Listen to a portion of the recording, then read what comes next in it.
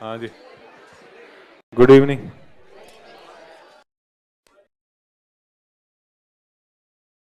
तो कल क्या पढ़ रहे थे?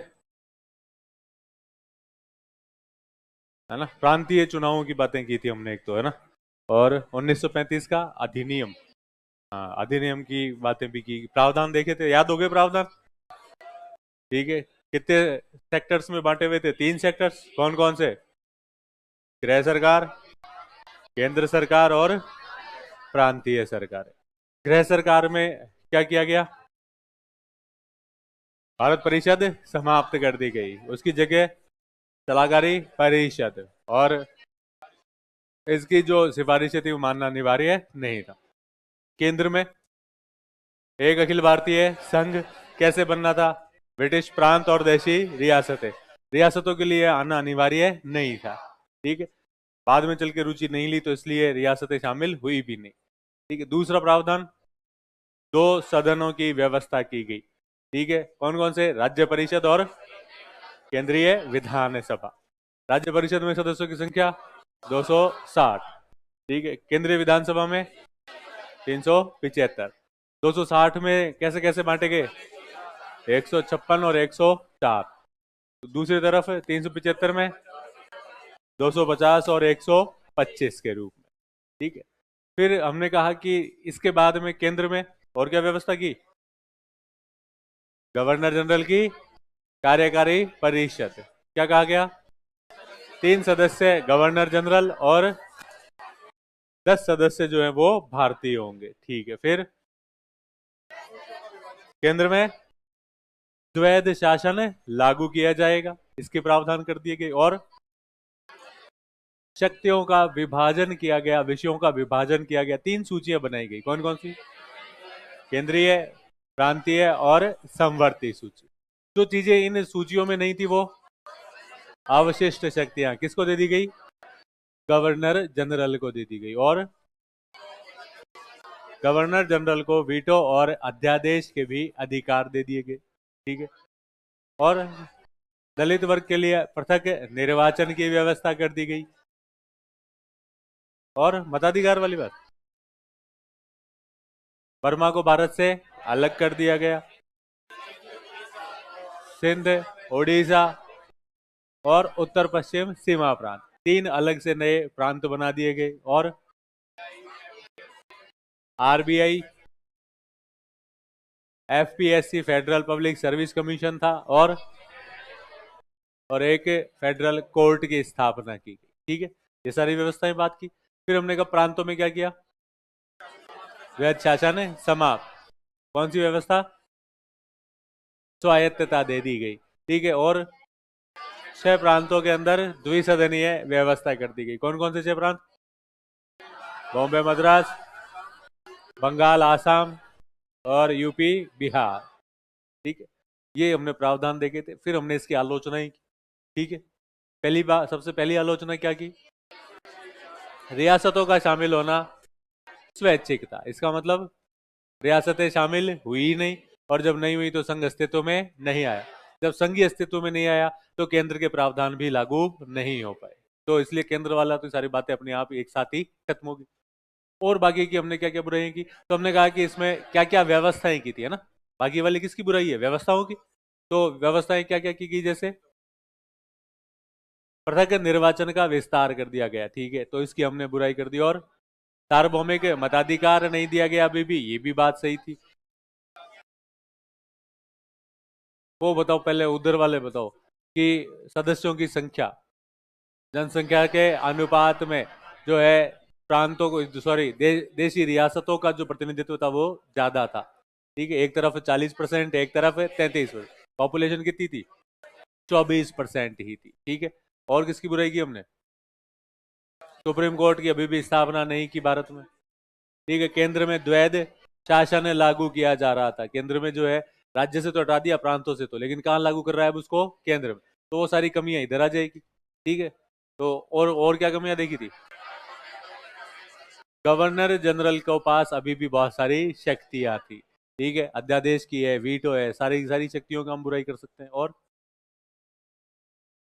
प्रांतों के अंदर जो है भले ही स्वायत्तता लागू कर दी हो, लेकिन अभी भी वहां के गवर्नर्स जो हैं वो बहुत पावरफुल थे। ठीक है, फिर हमने बात की थी कि 1937 के चुनाव, अधिनियम लागू हुआ। अब हमने क्या कहा, केंद्र के अंदर तो प्रावधान लागू नहीं हुए, तो चुनाव कहाँ हुए, केवल प्रांतों में। इसलिए 1937 के अंदर प्रांतों के चुनाव करवाए गए। प्रांतीय चुनाव के हमने रिजल्ट देखे थे कि टोटल 11 प्रांत थे। ठीक है, उसमें से कांग्रेस की सरकार 8 में, पूर्ण बहुमत कितने में मिला, 5 में। ठीक है, 3 ऐसे राज्य जहां पर कांग्रेस की सरकार नहीं बनी, कौन कौन से थे, पंजाब, बंगाल और सिंध में। पंजाब में किसने बनाई सरकार, यूनियनिस्ट पार्टी ने। यूनियनिस्ट पार्टी के संस्थापक सिकंदर हयात खान, खिजर हयात खान। ठीक है, बंगाल में बंगाल कृषक पार्टी, कौन थे संस्थापक, फजल उल हक थे। सिंध में गठबंधन सरकार किस किसने बनाई, गुलाम हसैन और अला बख्श सुमरू। ठीक है, तो हमने ये बातें की। हालांकि हमने कहा कि लीग की एक भी जगह सरकार नहीं, लीग का गठबंधन था एक प्रांत में, संयुक्त प्रांत में, लेकिन कांग्रेस ने उसको शामिल नहीं किया। इसके बाद लीग ने क्या किया, कांग्रेस शासित राज्यों की आलोचना, कहा कि यहां पर मुस्लिमों पर अत्याचार हो रहे, इसकी जांच के लिए कुछ कमेटी बनाई, शरीफ कमेटी और पीरपुर कमेटी बनाई गई। ठीक है, इसके अलावा फजलुल हक ने भी एक रिपोर्ट प्रस्तुत की थी, मुस्लिम सफरिंग्स अंडर कांग्रेस रूल। ठीक है, इसलिए कांग्रेस पे क्या लगाए जा रहे थे, आरोप। ठीक, इसी समय लगभग कांग्रेस ने 28 माह का शासन पूरा किया था, तभी क्या शुरू हो गया, सेकेंड वर्ल्ड वॉर। दूसरा विश्व युद्ध शुरू होते ही कांग्रेस के सरकारों ने अपने अपने पदों से क्या दे दिए, इस्तीफे। ठीक है, और मुस्लिम लीग ने ये इस्तीफे कब दिए थे इन्होंने, पहले बताओ, 15 नवंबर को। ठीक है, मुस्लिम लीग ने मुक्ति दिवस कब मनाया, 22 दिसंबर को। ठीक है, तो यहां तक की बातें कर ली थी कल। अब एक तरफ तो कांग्रेस की सरकारों ने इस्तीफे दिए। ठीक है, जब इस्तीफे दिए तो उन्होंने अपना एक सेशन बुलाया, स्पेशल सेशन बुलाया गया कि अब क्या करना है आगे, इस्तीफे तो दे दिए, आगे क्या रणनीति होगी, सेकेंड वर्ल्ड वॉर चल रहा है, अब अंग्रेजों के साथ सहयोग करना है नहीं करना है, ये सारी जो बातें थी। इसके लिए कांग्रेस का एक अधिवेशन जो था, स्पेशल अधिवेशन था, विशेष अधिवेशन था। ठीक है, रामगढ़ में 1940 मार्च के आसपास। उसी समय मार्च में ही मुस्लिम लीग ने भी अपना एक अलग से सम्मेलन बुलाया। ठीक है, मार्च के अंदर ही सम्मेलन बुलाया गया था, और ये जो मुस्लिम लीग का सम्मेलन हो रहा था, ये हो रहा था लाहौर में।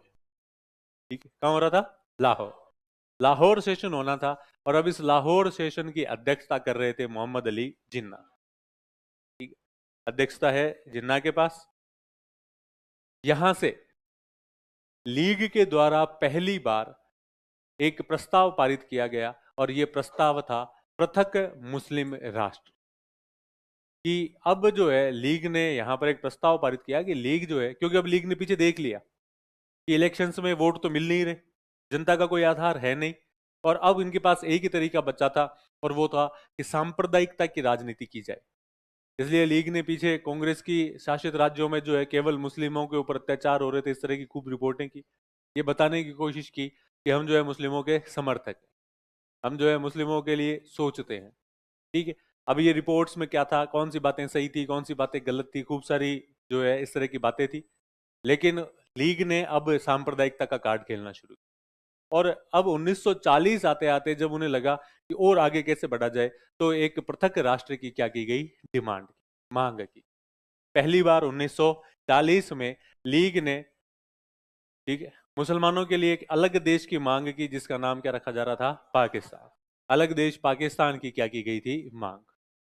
ठीक है, इस पाकिस्तान की डिमांड के लिए जो प्रस्ताव तैयार किया गया था, ड्राफ्टिंग जिसको कहते हैं, कि एक प्रस्ताव होता है कि भाई क्या प्रस्ताव बनाया जाएगा, किस तरह से हम क्या क्या चीजें रखेंगे उसमें, तो वो जो प्रस्ताव तैयार किया गया था, प्रस्ताव तैयार किया था सिकंदर हयात खान ने। किसने, सिकंदर हयात खान, पंजाब वाले, याद आ गई बात। पंजाब के लीडर जो है वो भी अब लीग वाली राजनीति के पार्ट है। इस प्रस्ताव को प्रस्तुत किसने किया था, ये तो प्रस्ताव का क्या था, इसका जो ड्राफ्टिंग थी, है ना। इसे प्रेजेंट किसने किया था, प्रस्तुत किसने किया था, इसे प्रस्तुत किया फजल उल हक ने। किसने किया? फजल उल हक। और इसका जो समर्थन था कि ये जो प्रस्ताव है, इसका समर्थन करने वाला जो व्यक्ति है वो है खलीक उज जमा। कौन था? खलीक उज जमा। तो ये 3 एक्स्ट्रा फैक्ट थे कि पाकिस्तान की डिमांड की गई, जिन्ना अध्यक्ष थे, ठीक है। सबसे पहले पाकिस्तान के लिए अलग राष्ट्र की मांग का या इसका ड्राफ्ट किसने तैयार किया था? सिकंदर हयात खान। इस ड्राफ्ट को प्रस्तुत किसने किया?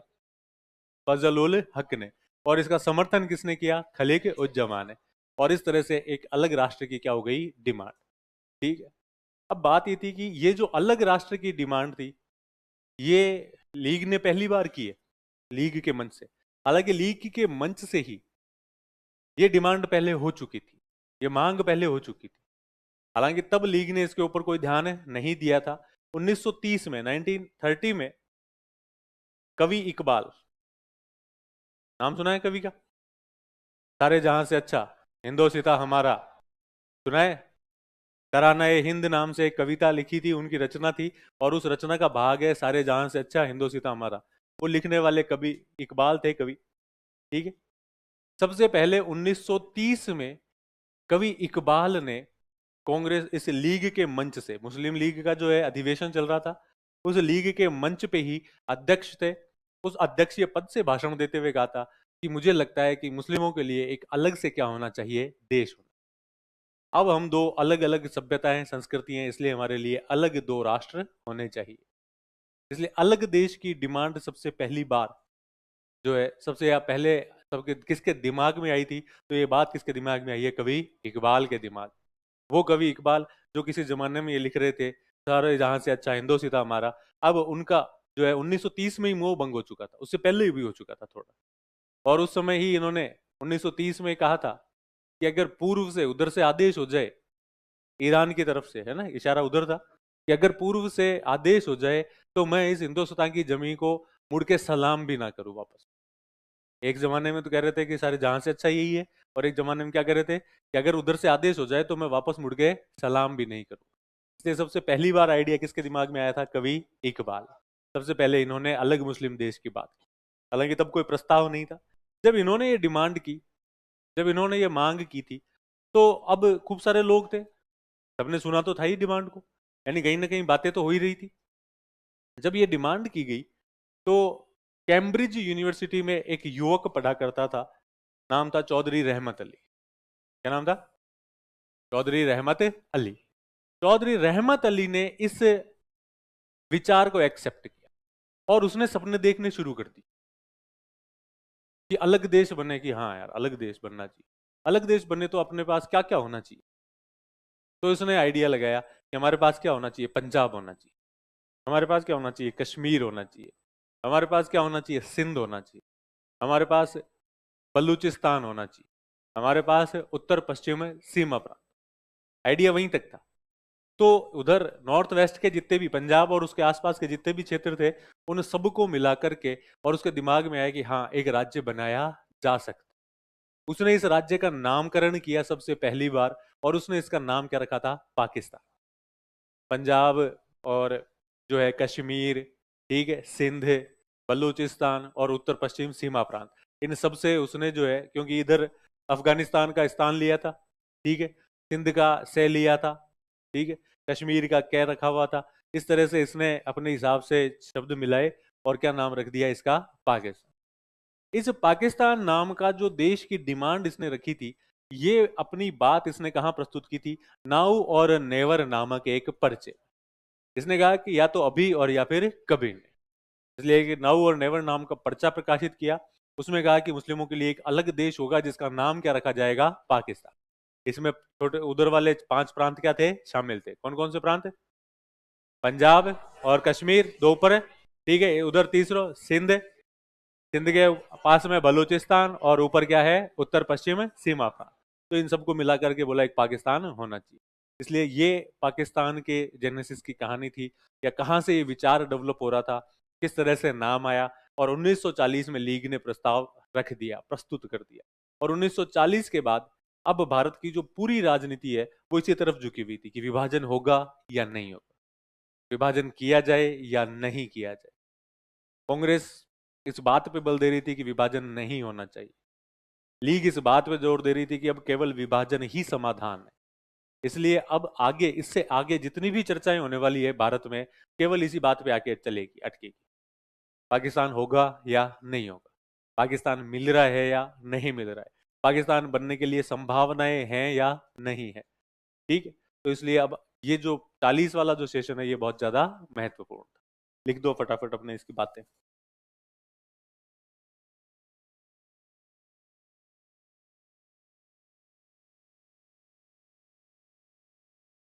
तो प्रस्ताव को ड्राफ्ट लिखना, रूपरेखा लिखना, जब भी लिखो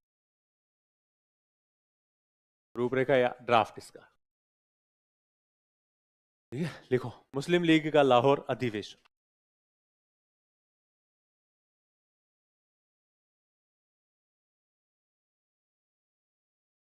मुस्लिम लीग का लाहौर अधिवेशन।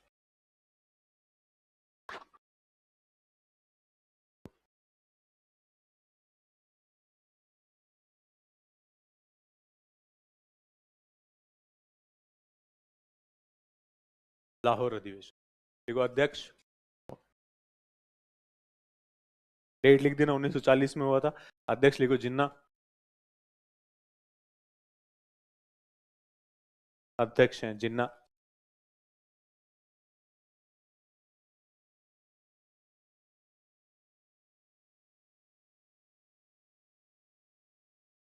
फिर लिखो, पहली बार मुस्लिम लीग ने पृथक देश पाकिस्तान की मांग की। For the first time Muslim league demanded for a separate nation Pakistan. For the first time Muslim league demanded for a separate nation Pakistan. पहली बार मुस्लिम लीग ने अलग देश पाकिस्तान की मांग की। ठीक है, ठीक है। इसके लिए प्रस्ताव की रूपरेखा सिकंदर हयात खान ने तैयार की। सिकंदर हयात खान, सिकंदर हयात Khan prepared the draft of this proposal, prepared the draft of this proposal।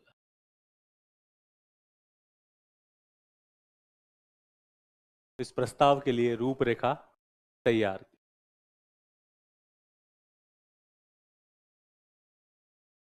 Sikandar हयात खान ने इस प्रस्ताव के लिए रूपरेखा तैयार की। प्रस्ताव बनाने वाला कौन है? सिकंदर हयात खान। ठीक है, फिर लिखो, यह प्रस्ताव फजल उल हक द्वारा प्रस्तुत किया गया।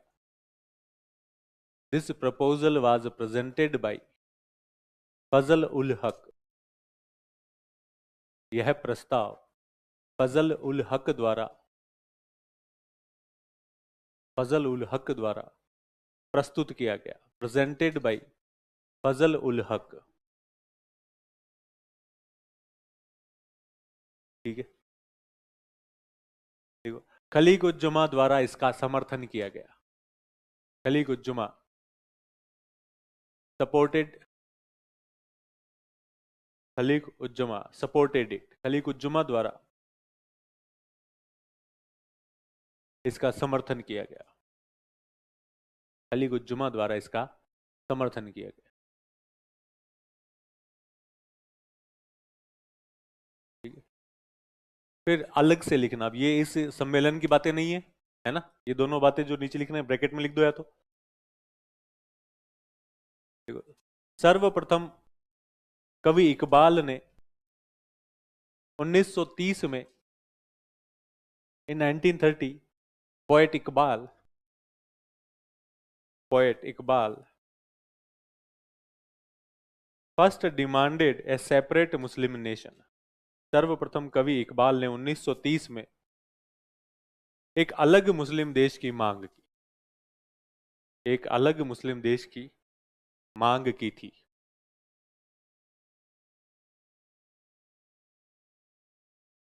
एक अलग मुस्लिम देश की मांग की थी। डिमांडेड ए सेपरेट मुस्लिम कंट्री।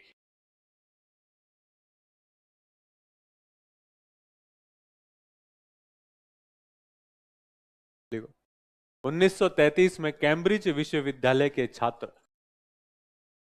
इन 1933 चौधरी रहमत अली, 1933 में कैम्ब्रिज विश्वविद्यालय के छात्र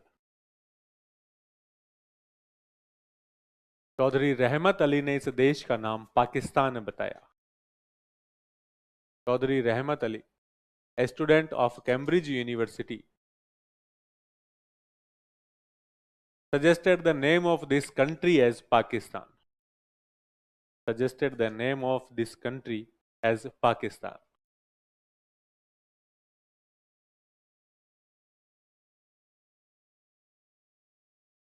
इस देश का नाम पाकिस्तान बताया। इसने नाउ और नेवर नामक पर्चा प्रकाशित करवाया।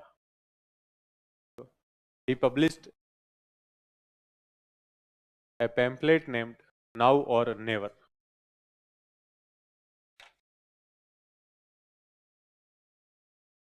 इसने नाउ और नेवर नामक पर्चा प्रकाशित करवाया।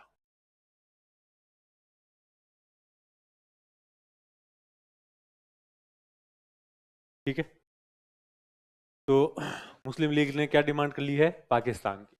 1940 में कांग्रेस का भी सेशन हुआ। ये जो डिमांड थी पाकिस्तान वाली, ये प्रस्ताव जो था, ये रखा गया था 23 मार्च को। कब रखा गया है? 23 मार्च। 23 मार्च 1940 को। लिख दो, इसमें डेट लिख देना। पाकिस्तान की डिमांड कब की थी? 23 मार्च। पाकिस्तान दिवस मनाते हैं इस दिन, 23 मार्च 1940 को। दूसरी तरफ कांग्रेस का सेशन चल रहा है रामगढ़ में, और वहां कांग्रेस राष्ट्रीय एकता का प्रस्ताव पारित कर, कांग्रेस की अध्यक्षता कर रहे हैं मौलाना अबुल कलाम आजाद। ठीक, इसलिए वो राष्ट्रीय एकता की बात कर रहे हैं और ये कह रहे हैं कि हम 2 राष्ट्र बनाएंगे, 2 देश चाहिए, विभाजन की बातें चल। दोनों तरफ समस्याएं हैं। कांग्रेस की जो है सरकार में शामिल हो नहीं रही। अंग्रेजों ने पूछा, भाई क्या नाराज की, इतने भी क्या नाराज हुए? पूछ लेते तुमसे, तुमने पहले बताया नहीं हमें। सरकार ने डिसीजन वहां से कर लिया, नहीं तो तुम्हें पूछ लेते भाई क्या करना है युद्ध में। ठीक है, कहा कि अब नहीं पूछा तो नहीं पूछा, तुम्हारी गलती है। अब क्या कर सकते हैं? कांग्रेस ने कहा कि अभी की अभी एक सरकार स्थापित करवा दो, हमारी अंतरिम सरकार बना दो युद्ध के समय। जैसे ही अंतरिम सरकार बनाओगे वैसे ही हम वापस से तुम्हारा सहयोग कर देंगे युद्ध। अब दिक्कत ये थी कि अब कर कौन दे? अब युद्ध में ब्रिटिश सरकार उधर युद्ध में बिजी है। ठीक है, यहां से प्रस्ताव उधर भेजा गया। चर्चिल, जो कि ब्रिटेन का सबसे पावरफुल प्रधानमंत्रियों में काउंट किया जाता है। ठीक है, चर्चिल इस समय नया नया प्रधानमंत्री बनाई था। चर्चिल को भेजा कि भारत वाले ऐसे कह रहे हैं कि अभी के अभी जो है पूर्ण स्वराज दे दिया जाए, हमारी सरकार स्थापित कर दिया जाए, और हम जो है युद्ध में तुम्हारा सहयोग कर देंगे। चर्चिल ने कहा जरूरत नहीं है इनके सहयोग की।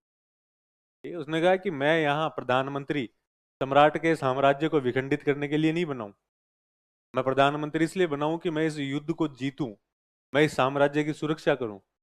और भारत वाले प्रस्ताव दे रहे हैं कि अलग अलग कर दो हमें तो। ठीक है, इसलिए चर्चिल ने प्रस्ताव स्वीकार नहीं किया। उसने कहा कि ठीक है, कोई छोटा मोटा प्रस्ताव देना है तो वो दे दो। तो अब प्रस्ताव आने वाला है, भाई कुछ तो करें, भारत वालों को राजी तो रखें। युद्ध चल रहा है, अगर भारत में ज्यादा प्रॉब्लम हो जाएगी तो दो जगह ध्यान कैसे लगाएगी ब्रिटिश सरकार?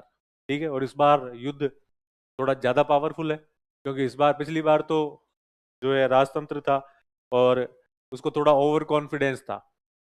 ब्रिटिश जो जर्मनी का जो सम्राट था विलियम केसर, थोड़ा ओवर कॉन्फिडेंस में था कि ब्रिटेन वाले क्या है, यूं यूं मसल के रख दूंगा ब्रिटेन को मैं। और फिर पता चला कि ब्रिटेन जो है थोड़ा मजबूत निकला, और फाइनली हारा कौन है? जर्मनी। इस बार जो है हिटलर था। हिटलर जो है वो उससे बहुत कई गुना ज्यादा आगे था इस मामले में। हिटलर की स्ट्रेटेजी, हिटलर की प्लानिंग्स, हिटलर के अटैक्स इतने जबरदस्त थे कि अगर परमाणु बम नहीं हो ना इस दुनिया में, तो अब तक के सबसे पावरफुल अटैक अगर किसी ने किए कहीं पर, तो वो किसने किए थे? हिटलर ने। सबसे टॉप प्लानिंग अगर किसी ने की, युद्ध की वॉर स्ट्रेटेजीज बनाई हुई थी, तो किसकी थी? हिटलर की। जहां पर उसके अटैक होते थे ना, वहां पर ये ऐसा लगता था जैसे यहाँ बिजली गिर गई थी। इसलिए वो खुद अपने आक्रमणों को ब्लिट्ज क्रैग का नाम दिया करता था, कि मैं जब आक्रमण करूंगा तब कंडीशन ऐसी होगी कि सामने वाला आके देखे कि यहाँ बिजली गिर गई थी क्या कल। ऐसे आक्रमण किया करता था। लेकिन और उसके जो अटैक्स थे उसकी वजह से ब्रिटेन की हालत खराब हो भी गई थी। ये तो सिर्फ और सिर्फ ये माना जाता है, हालांकि अब कोई और होता तो पता नहीं। बाकी शुरू वाले तो टालने की कोशिश ही कर रहे थे। इससे पहले चैम्बरलेन था राष्ट्रपति, सॉरी प्रधानमंत्री, वो टालने की कोशिशें करता जा रहा था। चर्चिल ने आके सारी बातें क्लियर की कि अब जो है युद्ध शुरू हो चुका है और अब ब्रिटेन को पूरा ध्यान लगाना चाहिए युद्ध। इसलिए चर्चिल पूरी शक्ति झोंक देता है ब्रिटेन, तब जाकर के हिटलर के सामने कहीं सरवाइव कर पाते हैं। ऐसी कंडीशन में भारत वाले इधर से जो है कोशिश कर रहे हैं कि ना हम जो है सहयोग नहीं करेंगे। तो सरकार ने कहा कि थोड़े प्रस्ताव भेज दो, ठीक है, बना लो, थोड़ी बहुत बनाने की कोशिश करो। इसलिए मनाने की कोशिश की जा रही है। हमने 39 में क्या दिए थे, सरकारों ने इस्तीफे दिए, ठीक है। और मार्च 1940 में दोनों के सेशन हो गए। इधर लीग ने क्या मांग लिया, पाकिस्तान, इधर या रामगढ़ वाले ने क्या कह दिया, राष्ट्रीय है एकता, और अपनी अपनी बातें कर रही है। अगस्त में एक प्रस्ताव आता है, गवर्नर जनरल था इस समय लिनलिथगो। लिनलिथगो की तरफ से एक प्रस्ताव आया 8 अगस्त 1940 को, ठीक है। और इसने जो है अपने प्रस्ताव पेश किए। अब क्या क्या प्रस्ताव आगे रखे उनकी बात करते। प्रावधान, सबसे पहली बात, इंडिया वालों का कि भाई तुम लोग क्यों चिल्ला रहे हो, तुम्हारी दिक्कत क्या है, क्या हमारे से युद्ध के बारे में नहीं पूछा। तो चलो एक काम करो, पहले तो हम पूछते कि भाई युद्ध में शामिल करें या नहीं करें। तुम क्या कहते, भारत वालों ने कहा पूछ लेते तो हम कह देते कि कर लो युद्ध में शामिल, तो बुरी बात थोड़ी है। तो कहा चलो पूछा नहीं, भूल गए, कोई बात नहीं, पर अब आगे जो भी कुछ करेंगे तुमसे पूछ के करेंगे। इसके लिए क्या बना देते हैं, एक युद्ध परामर्शदात्री समिति, ठीक है। इसमें कौन होंगे, भारतीय। क्या भारत वालों को पूछेंगे, आप बताओ कि जर्मनी पर आक्रमण कब करना है, कैसे करना है, तुमसे पूछ पूछ के करेंगे, ठीक है। अब वैसे जर्मनी वाला तो नहीं पूछते, भारतीय डिसीजन लेते हैं इनसे, है ना। पर कहा कि युद्ध के लिए क्या करी जाएगी, एक परामर्शदात्री समिति गठित। फिर इसने कहा कि एक और प्लान है मेरे पास, कि भारत को क्या दिया जाएगा, पहले तो डोमिनियन स्टेट, डोमिनियन स्टेट का दर्जा दे देंगे, ठीक है। मांग रहे थे कि पीछे कहीं नेहरू जी ने डिमांड की थी पहले, तो कहा कि डोमिनियन स्टेट ले लेना, तुम्हारा डोमिनियन स्टेट लागू कर देंगे। और उस डोमिनियन स्टेट में जो गवर्नर जनरल की कार्यकारी परिषद है, इसमें भारतीयों को क्या दे देंगे, बहुमत। कि मान लो अगर टोटल 13 सदस्य होने हैं, तो 13 में से 7 कौन हो जाएंगे, भारत वाले, 6 हमारे रह जाएंगे, 7 तुम्हारे हो जाएंगे, ठीक है। इसलिए तुम्हें क्या दे देंगे, बहुमत दे देंगे, और क्या चाहिए तुम्हें, ठीक है। और कहा साथ में एक काम और करते हैं, इधर तो ये तो सब कुछ लागू कर ही देंगे, प्लस भारतीयों को उनका संविधान बनाने के लिए क्या किया जाएगा, आमंत्रित। कि भारत वालों से पूछेंगे कि आ जाओ हमारे साथ बैठो और संविधान निर्माण करवाओ, ठीक है। तो 4 बातें कह दी इन्होंने। युद्ध के लिए परामर्शदात्री समिति का गठन होगा, ठीक है। भारत को डोमिनियन स्टेट दिया जाएगा, कार्यकारी परिषद में भारतीयों का बहुमत होगा, और भारतीयों को संविधान बनाने के लिए आमंत्रित किया जाए। भारतीयों ने कहा कि ठीक है, करो, लागू करो, ठीक है। जैसे लागू करने की बात आई, अच्छा इसमें एक और बात थी, हाँ, जैसे भारत वालों ने लागू करने की बात थी, पीछे अल्पसंख्यकों के लीडर्स बैठे थे। उन्होंने कहा भाई किधर, किसको दोगे बहुमत, डोमिनियन स्टेट किसको, क्या भारत को, भारत कहाँ है, भारत कौन सा है, भारत नहीं है अब 2 होंगे। अगर डोमिनियन स्टेट देने हैं तो कितने देने पड़ेंगे, 2, एक से काम नहीं चलेगा। नहीं तो उनका यार थोड़े दिन रुक जा, इनको खुश कर देने, राजी कर लेने दे, ठीक है, बाद में बात कर लेंगे। नहीं, बाद में नहीं, बात अभी। साथ में एक बात कही गई, अल्पसंख्यकों को विश्वास में लिए बिना, भाई अल्पसंख्यक अब क्या मांग रहे थे, पृथक राष्ट्र। इसलिए कहा कि भाई जो भी कुछ करेंगे आगे, वो सब कैसे करेंगे, अल्पसंख्यकों को विश्वास में लेके, कि जब अल्पसंख्यक जिस बात के लिए हाँ कहेंगे तो उस बात को लागू करेंगे, अदरवाइज दूसरी बातें लागू नहीं हो, ठीक है। क्या क्या बातें कह दी, परामर्शदात्री समिति, डोमिनियन स्टेट, भारतीयों का बहुमत, संविधान बनाने के लिए आमंत्रित किया जा रहा था, और अल्पसंख्यकों को विश्वास में लिए बिना कोई समझौता नहीं करे, ठीक है। अब ये प्रस्ताव आए, भारतीयों ने कहा कि प्रस्ताव तो अच्छे लग रहे थे, पर बात यह है कि ये जो प्रस्ताव है इसमें भारतीयों को कुछ कमियां दिख रही थी, कुछ अच्छी बातें दिखी पहले तो, है ना। मानेगा मानेगा कोई नहीं ना, लीग मानने वाली है, ठीक है, लीग के लिए अच्छी बात थी कि अल्पसंख्यकों को बिना पूछे बिना कुछ भी नहीं किया जा रहा है। लेकिन लीग ने कहा कि बाकी वाले समझ में नहीं आ रहे मुझे, बाकी वाली चीजें लागू नहीं होने दें। भारत वालों ने कहा कि हमें भी कुछ चीजें अच्छी लग रही है। पहली बार युद्ध के लिए क्या ले रहे हो, परामर्श। पहली बार भारत के लिए किसकी व्यवस्था की गई है, डोमिनियन स्टेट। भाई अभी तक तो हम ही मांग रहे थे ना डोमिनियन, अब कौन दे रहा है डोमिनियन, ब्रिटिश है, सरकार दे रही है। यानी सरकार की तरफ से तो पहली बार पेशकश की गई है डोमिनियन की। तो हमने कहा कि इन्होंने अच्छी बात यह की, डोमिनियन की बात की, परामर्श लेने की बात कही, और भारतीयों के लिए संविधान की, कि संविधान बनाने के लिए किसको कहेंगे, भारतीयों को, भारतीयों को आमंत्रित। हमने कहा दो तीन अच्छी बातें थी, पर इसमें दो तीन बुरी बातें भी। बुरी बातें क्या है, एक तो डोमिनियन स्टेट दिया जा रहा है। हमने डोमिनियन स्टेट कब मांगा था, 1928 में। 1929 में क्या हुआ, लाहौर अधिवेशन में हमने क्या कह दिया कि हमें तो पूर्ण स्वराज चाहिए। हमने कहा कि अब हमने 1929 से हम पूर्ण स्वराज मांग रहे हैं, और तुम 1940 में आके किसकी बात कर रहे हो, डोमिनियन स्टेट की। जमाना ही गया वाला डोमिनियन स्टेट का, चाहिए ही नहीं अब।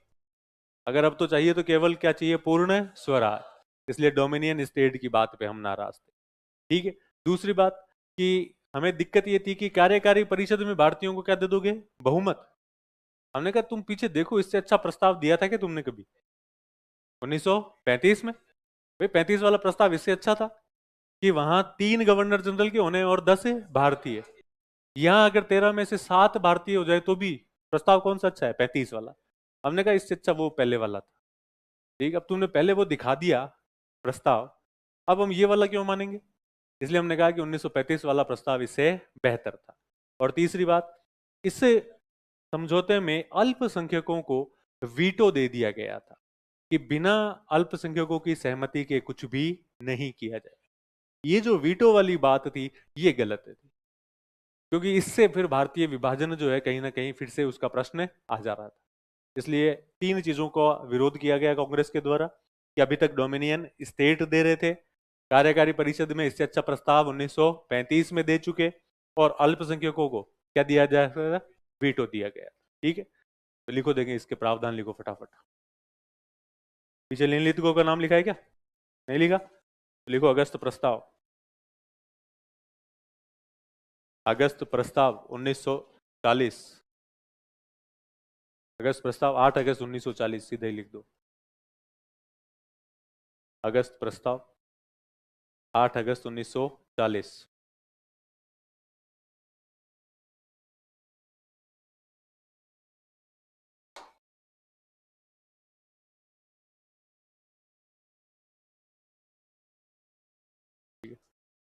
गवर्नर जनरल लिनलिथगो द्वारा प्रस्तुत, presented by governor general Linlithgow.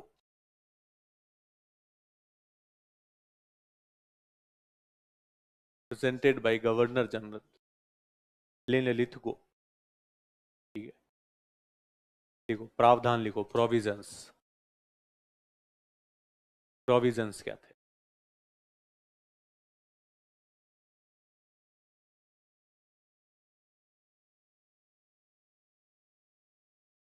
Provisions पहले लिखो। युद्ध परामर्शदात्री समिति का गठन किया जाएगा। War advisory committee will be constituted. युद्ध परामर्शदात्री समिति का गठन किया जाएगा। War advisory committee will be constituted. युद्ध परामर्शदात्री समिति का गठन किया जाएगा। दूसरा लिखो, India will be made a dominion state. Bharat को डोमिनियन स्टेट बना दिया जाएगा। भारत को डोमिनियन स्टेट बना दिया जाएगा। India will be made a dominion state.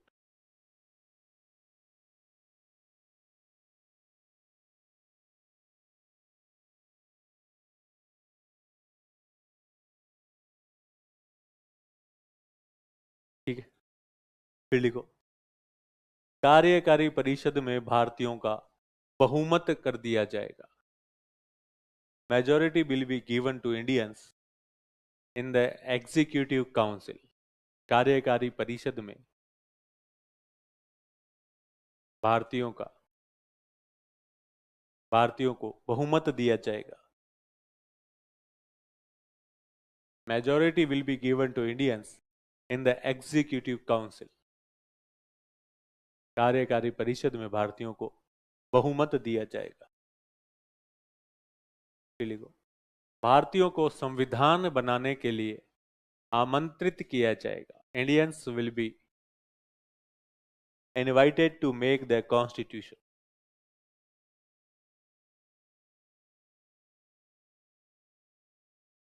Will be invited to make the constitution. भारतीयों को संविधान बनाने के लिए आमंत्रित किया जाएगा।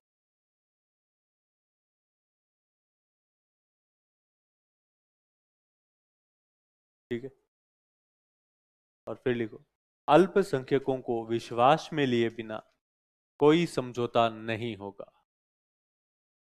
There will be no settlement without taking the minorities into confidence.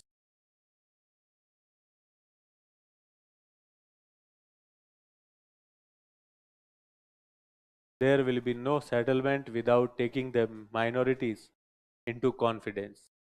अल्पसंख्यकों को विश्वास में लिए बिना कोई समझौता नहीं होगा। ठीक है, तो प्रावधान याद रह गए आपको। अगस्त प्रस्ताव सबसे पहले आने वाला है। सबसे जो पहले आया उसमें एक तो युद्ध की वजह से आया था, इसलिए युद्ध परामर्श।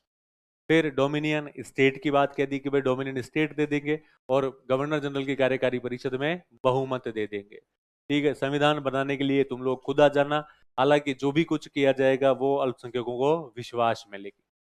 अब इसमें अच्छी बातें क्या थी, देखो, पॉजिटिव प्रोविजंस। इनमें से यही बातें, यही 6 जो पॉइंट है, 5-6 पॉइंट, इन्हीं को पॉजिटिव, इन्हीं में से नेगेटिव। इसकी सकारात्मक बातें, इसकी नकारात्मक बातें। पॉजिटिव अब सीधे सीधे, युद्ध परामर्शदात्री समिति, वॉर एडवाइजरी कमेटी, बस इतनी बात लिखनी है। पॉजिटिव क्या है, युद्ध परामर्शदात्री समिति, वॉर एडवाइजरी कमेटी, युद्ध परामर्शदात्री समिति। दूसरा पॉजिटिव क्या लग रहा है, डोमिनियन स्टेट, पहली बार दिया जा रहा है, dominion state.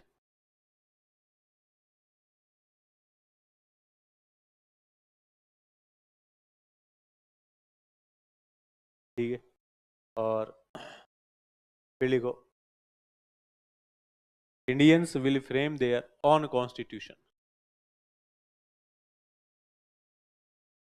Indians will frame their own constitution.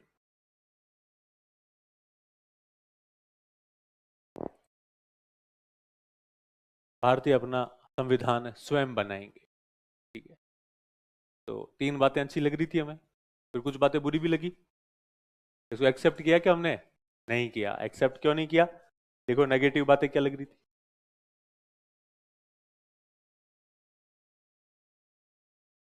नकारात्मक क्या था, लिखो।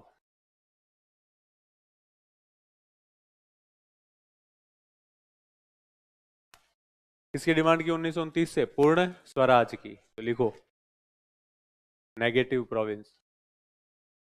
1929 से, देखो, भारत 1929 से पूर्ण स्वराज की मांग कर रहा था।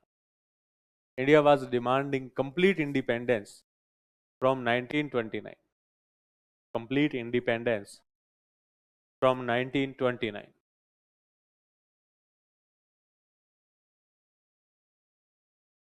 पूर्ण स्वराज की मांग कर रहा था, जबकि अंग्रेज अभी भी डोमिनियन स्टेट ही दे रहे थे। While the British were were still giving only Dominion state, or still giving only Dominion state.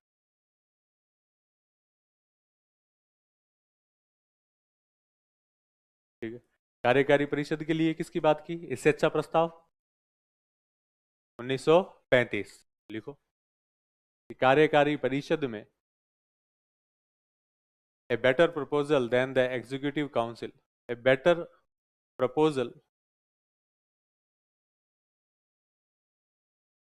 than it, a better proposal than it was in the act of 1935, ऐसे लिख दो।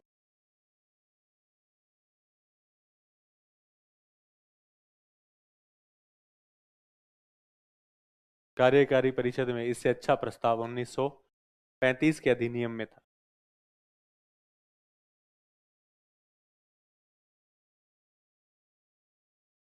A better proposal than it was in the act of 1935 for executive council, ठीक है। इससे अच्छा प्रस्ताव 1935 के अधिनियम में। और तीसरी बात, अल्पसंख्यकों को वीटो दे दिया गया था। Veto was given to the minorities. अल्पसंख्यकों को वीटो दे दिया गया था। Veto was given to the minority, ठीक है।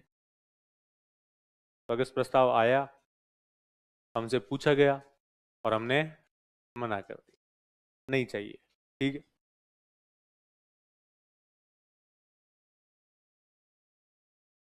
अब अगर इस प्रस्ताव नहीं माना हमने, अब क्या करेंगे? फिर से गांधी जी के पास जाएंगे सर। अब बताओ क्या करें? प्रस्ताव तो अच्छा नहीं लगा। गांधी जी ने कहा कोई बात नहीं, अगर इस प्रस्ताव अच्छा नहीं लगा, अब अपन आंदोलन चलाएंगे। क्या चलाएंगे? आंदोलन। भारत वाले सब खुश हो गए कि यस, आंदोलन बिल्कुल सही है। अभी ब्रिटेन की स्थिति वैसे ही कमजोर है, ठीक है। हिटलर ने बम मार मार के जो है हालत खराब की हुई है इनकी, और अभी हम बड़ा आंदोलन चलाते हैं और फटाफट से आजादी प्राप्त कर। ये जो आइडिया था ना, इस आइडिया के सबसे बड़े समर्थक हैं सुभाष चंद्र बोस और भारत के कम्युनिस्ट लीडर्स। क्या चाहते थे? कि फटाफट से अंग्रेजों की इस कमजोरी का क्या उठाया जाए? फायदा। और भारत जो एक बड़ा आंदोलन चलाए, और बड़ा आंदोलन चला के भारत आजादी प्राप्त करे। पर अब दिक्कत यह है कि गांधी जी का प्लान कुछ और था, ठीक है। यानी कि अब इस समय 1940 में भारत में आंदोलन से रिलेटेड दो प्रकार की विचारधारा। पहली विचारधारा आई साम्यवादियों की। सुभाष चंद्र बोस तो वैसे खुद वो भी साम्यवादियों के ही इर्द गिर्द ही पहुंच गए थे, इसलिए उनको भी साम्यवादियों में ही काउंट करते हैं। भारतीय साम्यवादी ये कह रहे थे कि इस युद्ध के दौरान ब्रिटेन की हालत खराब है, इसलिए हमें क्या करना चाहिए? एक आंदोलन, बड़ा लेवल। गांधी जी इस बात के लिए मना कर रहे थे। गांधी जी कह रहे थे कि ना, बड़ा मूवमेंट नहीं। तो हम क्या चलाएंगे? व्यक्तिगत सत्याग्रह, इंडिविजुअल सत्याग्रह चलाएंगे। पूरा ऐसा नहीं है कि पूरी की पूरी भीड़ को कह दो कि चलो अव्यवस्था उत्पन्न कर दो, तोड़फोड़ कर दो और आंदोलन कर दो अंग्रेजों के खिलाफ, ऐसा नहीं। उन्होंने कहा क्यों भाई, आपको आजादी नहीं चाहिए? अच्छी बात है, ब्रिटेन कमजोर है। गांधी जी ने कहा यही बात गलत है। भले ही वो हमारे दुश्मन हो, भले ही हम उनसे कोई चीज मांग रहे हो, लेकिन दुश्मन की कमजोरी का भी फायदा जो है वो नहीं उठाना। अगर दुश्मन बुरी कमजोर स्थिति में है, तो हमें ऐसी कमजोर स्थिति का फायदा नहीं उठाना है। और हमें ऐसी स्थिति में, हालांकि बताना तो पड़ेगा उसको। फिर कहा कि आप आंदोलन ही क्यों चला रहे हो? गांधी जी ने कहा यार तुम समझते तो हो नहीं राजनीति, आ जाते हो कहीं कहीं से जो है शिक्षा प्राप्त करके। साम्यवादी जो है बेसिकली कहाँ से लेते थे निर्देश? रूस से लेते थे, है ना। रूस की स्थिति और भी अलग है, अभी बात करेंगे हम बीच में जब भी बात आएगी कि रूस वालों की कंडीशंस जो है अलग ही तीसरी जगह चल रही है। तो गांधी जी ने क्या कहा? हम क्या चलाएंगे? एक व्यक्तिगत आंदोलन। अब गांधी जी का तर्क क्या है? गांधी जी कहते थे कि हिटलर जो है, ब्रिटेन किसके खिलाफ लड़ रहा है? हिटलर के खिलाफ। गांधी जी ने कहा हिटलर जो है एक फांसीवादी ताकत है, ठीक है, एक फासिस्ट। नाजीवाद और फांसीवाद, फासिज्म एक विचारधारा है। सुना है कभी नाम? सुना है? जिन्होंने पॉलिटी पढ़ी होगी उनको तो पता होगा, उसके अलावा साइंस पढ़ी उनको कोई लेना देना ही नहीं है, ठीक है। उन्हें तो फासिज्म का मतलब सीधी फांसी दिखाई दे रही होगी, कोई ऐसी कोई विचारधारा है जिसमें फांसी लगा देते होंगे लोगों को, है ना। फांसीवाद जो है एक आइडियोलॉजी थी, जैसे एक आइडियोलॉजी है कैपिटलिज्म, है ना, जैसे एक आइडियोलॉजी है सोशलिज्म, जैसे एक आइडियोलॉजी है कम्युनलिज्म, ठीक है, सॉरी कम्युनिज्म, ठीक है, वैसे ही एक आइडियोलॉजी क्या थी, फासिज्म, फांसीवाद, ठीक। फांसीवादी जो फासिस्ट विचारधारा थी ये डेवलप हुई इटली में। इस विचारधारा को डेवलप किया मुसोलिनी ने, ठीक है। मुसोलिनी इटली का सर्वेसर्वा था, तानाशाह था, सैनिक तानाशाह था। उस सैनिक तानाशाह ने अपनी एक विचारधारा थी, उसकी एक विचारधारा थी जिसके तहत वो काम कर रहा था, उसे नाम दिया था फांसीवाद। फासिस्ट जो शब्द था, ये फासिस्ट शब्द, ये फासिस्ट शब्द निकला था लकड़ी के गट्ठर को बांधने वाली रस्सी से। जो रस्सी हुआ करती थी उस रस्सी को क्या बोलते थे, फासिस्ट। तो वहां से इटालियन लैंग्वेज का शब्द था, मतलब तो था ये। पूरी जो विचारधारा थी वो विचारधारा विभिन्न चीजों का मिक्सअप थी। तानाशाही होगी, लोकतंत्र नहीं होगा, इसका मतलब लोकतंत्र का विरोध। सैनिकवाद जो है वो शासन का तरीका होगा, वो फांसीवाद में। व्यक्तिगत स्वतंत्रता नहीं होगी, सरकार जो कहेगी वो काम करना पड़ेगा। लेकिन लोगों को मेहनत के हिसाब से क्या मिलेगी, उनकी मजदूरी मिलेगी। कम्युनिस्ट भी नहीं है, कम्युनिस्ट से अलग है। पूंजीवाद, पूंजीवाद को बढ़ावा देती है। मेहनत करने का जो है कि सरकार जो है वो संसाधनों पर कंट्रोल रखेगी, नियंत्रण रखेगी, देखेगी। मेहनत कौन करेंगे, लोग करेंगे। कहीं ना कहीं एक ऐसा मीडियम पाथ था जिसमें वो ये चाह रहा था कि इटली के अंदर सारे संसाधनों पर नियंत्रण किया जाए और फिर इटली का क्या किया जाए, विकास किया। स्थिति बहुत खराब थी इटली वालों की युद्ध के बाद में, फर्स्ट वर्ल्ड वॉर के बाद, इसलिए 1923 में ही सत्ता में आ गया और इतने फास्ट सुधार करवाए 5 साल के अंदर अंदर। तानाशाही का जो है ये बेनिफिट होता है कई बार, हालांकि फिर वो आगे चल के नुकसान देती है। पर इटली में तानाशाही आई, 5 साल के अंदर अंदर इटली को वापस से जो है मजबूत देश बना दिया उसने। ठीक? तो फासिस्ट एक विचारधारा थी बेसिकली, जो है थोड़े रेडिकल जो है, या यूं कह दो उग्रवाद टाइप की विचारधारा थी, ठीक है। थोड़ा सा एग्रेशन ज्यादा था विचारधारा में कि दूसरे देशों पर अधिकार करना पड़े तो कर लिया जाए, कोई दिक्कत नहीं है। युद्ध करना पड़े तो युद्ध में कोई दिक्कत नहीं है, युद्ध करो, युद्ध के बिना काम नहीं चल सकता। इस तरह की एग्रेसिव विचारधारा थी, इसलिए गांधी जी को विरोध करना ही था। हिटलर की जो विचारधारा है वो इसी के पैरेलल चल रही थी। हिटलर वाली विचारधारा को क्या बोला जाता है, नाजीवाद, नाजिज्म और फासिज्म, ठीक है। हिटलर की जो ओरिजिनल विचारधारा थी उसे तो क्या बोला जाता है, नाजीवाद। पर यह माना जाता है कि ये जो नाजीवाद है इस फांसीवाद का ही रूप है, इसलिए दोनों को ही क्या माना जाता है, फांसीवादी, ठीक है। अब ये फासिस्ट विचारधारा जो है वो युद्ध को अच्छा मानते हैं, हिंसा को अच्छा मानते हैं, साम्राज्य विस्तार को अच्छा मानते हैं, व्यक्तिगत स्वतंत्रता की बात करते नहीं है, लोकतंत्र में भरोसा नहीं है। इसका मतलब विचारधारा कैसी है, गलत है। तो गांधी जी ने कहा कि हिटलर जो है वो कैसी ताकत है, फांसीवादी। और मानव समुदाय के लिए ये सोच जो है वो अपने आप में क्या है, एक खतरा है। नाजीवाद में एक बात थी श्रेष्ठता की, जातीय श्रेष्ठता। हिटलर की पूरी विचारधारा इसके इर्द गिर्द घूमती थी कि दुनिया के सबसे सर्वश्रेष्ठ जाति जो है वो जर्मन है। अगर इस दुनिया में जितने भी इंसान रह रहे हैं उन सब में सबसे श्रेष्ठ इंसानों की पहचान की जाए तो वो कहाँ रहते हैं, जर्मनी। उसने कहा कि ओरिजिनल जो है आर्यों को जो है उसने सहारा लिया कि वास्तविक जो आर्य प्रजाति है वो असल में कहाँ पाई जाती है, जर्मनी। क्योंकि श्रेष्ठ प्रजाति जर्मनी में रहती है तो इसलिए पूरी दुनिया पर शासन भी किसका होना चाहिए, श्रेष्ठ प्रजाति का। इसलिए वो कहता था कि सारी दुनिया पर किसका शासन होगा, जर्मनी का। ये अपने आप में बाकी वालों के लिए क्या है, खतरा है। इसका मतलब वो बाकी सबको क्या बनाएगा, गुलाम बना के छोड़ेगा। और उसने तैयार भी ऐसे ही किया था जर्मन को, ठीक है। नाजिज्म में जो था, नाजीवाद के जो सैनिक थे, ठीक है, खूब सारे जो है इस तरह के उल जुलुल टाइप के डिसीजंस लिए जाते थे। चेक किया जाता था कि कौन असली जो है, ब्लू आईज होनी चाहिए उसकी। ब्लू आईज किनकी हुआ करती थी, वहां जर्मन वालों के उनकी होती थी। अपने इधर तो सही है, नहीं आया कोई, ठीक है, नहीं तो कोई बचता ही नहीं। तो जिनकी जो है वो यूरोपियंस में छांटते थे कि ब्लू आईज है, इसका मतलब ये वास्तविक आर्य है, इनको जो है कैंप के अंदर जो है रखा जाए, सैनिकों की ट्रेनिंग दी जाए, ठीक है। बच्चों को छटनी की जाती है, पुरुषों की छटनी की जाती है, महिलाओं की छटनियां की जाती है। और इस तरह के कुछ जो है कैंप्स वगैरह बनाए हुए थे। तो नाजिज्म जो है एक अलग ही टाइप की विचारधारा चल रही। गांधी जी इसका विरोध कर रहे थे। गांधी जी ने कहा कि हिटलर मानव समुदाय के लिए, दुनिया के लिए खतरा है। और इस समय ब्रिटेन किससे लड़ रहा है, हिटलर से। अगर इस समय में हमने बड़ा आंदोलन चलाया और इस आंदोलन की वजह से अगर ब्रिटेन हार गया, तो कल को हम कहाँ जवाब देंगे? पूरी दुनिया हमें दोष देगी कि तुम भारत वालों ने हरा दिया। और जो है लोकतंत्र, दुनिया में लोकतंत्र का क्या हो जाएगा? सर्वनाश। इसलिए गांधी जी ने क्या कहा कि चूंकि ब्रिटेन किसके खिलाफ लड़ रहा है? हिटलर के। अतः हमें ब्रिटेन की शक्ति को कम नहीं करना चाहिए। और इससे क्या होना चाहिए? इसकी वजह से क्या हो सकता है? अदरवाइज हिटलर जीत सकता। तो गांधी जी हिटलर के खिलाफ थे, गांधी जी ब्रिटेन का सहयोग नहीं कर रहे।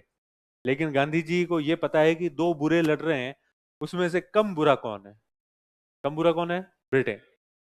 ये बात बहुत पहले लाला हरदयाल ने भी कह दी थी एक बार। लाला हरदयाल का नाम सुना था आपने? नहीं सुना? एक गदर आंदोलन जो है वो पढ़ेंगे हम। उस गदर आंदोलन के दौरान अमेरिका में एक बड़े थिंकर थे लाला हरदयाल। वो पहले जो है भारत के क्रांतिकारी थे, बड़ा क्रांतिकारी आंदोलन शुरू किया। फिर वो जर्मनी चले गए थोड़े दिन, फर्स्ट वर्ल्ड वॉर के दौरान। वो 44 महीने तक जर्मनी रहे। उन्होंने लिखी बुक लिखी एक, 44 मंथ्स इन जर्मनी। और फिर उस बुक में ये लिखा कि पूर्व के लिए सबसे अच्छा है कि ब्रिटिश साम्राज्यवाद वहां और ज्यादा मजबूत हो। क्योंकि अगर वहां से ब्रिटेन हट गया और वहां पर जर्मनी का शासन देख लोगे ना, तो उन्होंने कहा कि फिर कुछ भी नहीं बचा। ब्रिटेन जो है इन सब में सबसे क्या है? भला है। सबसे अच्छा शासन किसका है? ब्रिटेन का। तो उस समय भी कहते थे, गांधी जी अभी भी मान रहे थे कि दो बुरों में से कम बुरा कौन है? ब्रिटेन। इसलिए अभी भी सहयोग किसका रखना है? ब्रिटेन का। पहली बात। दूसरी तरफ कौन है? वामपंथी, कम्युनिस्ट। ठीक है, कम्युनिस्ट वाले कह रहे थे कि ना, ब्रिटेन और हिटलर दोनों कैसे हैं? साम्राज्यवादी। फांसीवादी तो नहीं थे, पर क्या थे? साम्राज्यवादी। भाई एक भले ही लोकतंत्र है, लेकिन लोकतंत्र होने के बावजूद भी कैसा देश है? साम्राज्यवादी देश। भारत में क्या स्थापित कर रखा है? अपना साम्राज्य। इसलिए वामपंथियों ने कहा कि चूंकि हमारे हिसाब से तो दोनों ही साम्राज्यवादी, कोई फर्क नहीं पड़ रहा। नागनाथ और सांपनाथ में क्या डिफरेंस है? कोई डिफरेंस नहीं है। ठीक है, इसलिए कहा कि दोनों एक जैसे हैं। हमें दोनों अपने किसके लिए लड़ रहे हैं? साम्राज्य विस्तार के लिए। और कम्युनिज्म हमेशा ही कहता था, जब से कम्युनिज्म आया था, पहले विश्व युद्ध को भी उन्होंने कहा कि अपने साम्राज्य के लिए लड़ रहे हैं और कुछ नहीं है। ये सब बकवास करते हैं लोकतंत्र की रक्षा और ये तो। ठीक है, दूसरे विश्व युद्ध में भी जो है इन्होंने यही बात कही कि दोनों अपने अपने साम्राज्य के लिए लड़ रहे हैं, इसलिए अपने को तो अपना फायदा देखना चाहिए और इस मौके का फायदा उठाया जाए। अंग्रेजी सरकार के खिलाफ क्या चलाया जाए? एक बड़ा आंदोलन। एक बड़े आंदोलन की बात कौन कर रहा था? कम्युनिस्ट। ठीक है। अब वैसे इस इतनी सारी बातों को नहीं लिख के सिर्फ दो थॉट्स लिख सकते हो। गांधी जी क्या चाह रहे थे? बड़ा आंदोलन नहीं चलाया जाए। वामपंथी क्या चाह रहे थे? एक बड़ा आंदोलन चलाया जाए। रीजन आपको याद रख लोगे? लिखवाऊं? लिखो। हाँ, तो फिर लिखो। लिखो फटाफट।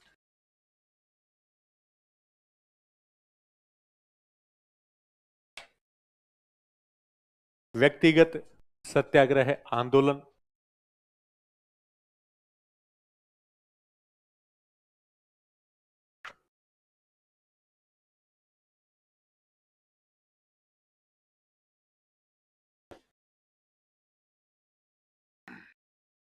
व्यक्तिगत सत्याग्रह आंदोलन 1940। ठीक है, देखो, इस समय भारत में दो मुख्य विचारधाराएं थी। At this time there were two main ideologies in India. इस समय भारत में दो मुख्य विचारधाराएं थी। At this time there were two main ideologies in India.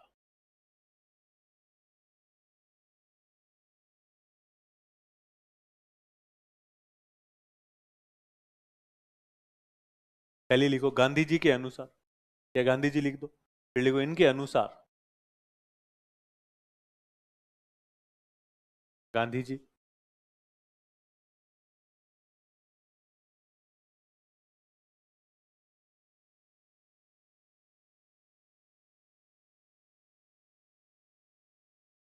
ठीक है, देखो इनके अनुसार हिटलर एक फांसीवादी ताकत था। गांधी जी लिखो, according to him Hitler was a fascist force.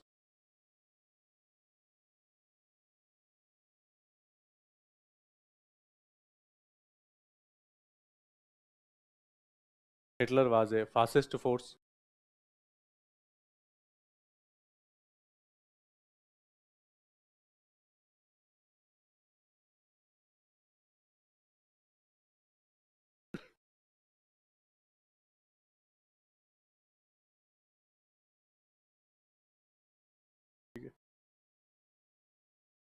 तथा मानव समुदाय के लिए and was a danger to the human community, तथा मानव समुदाय के लिए एक खतरा था।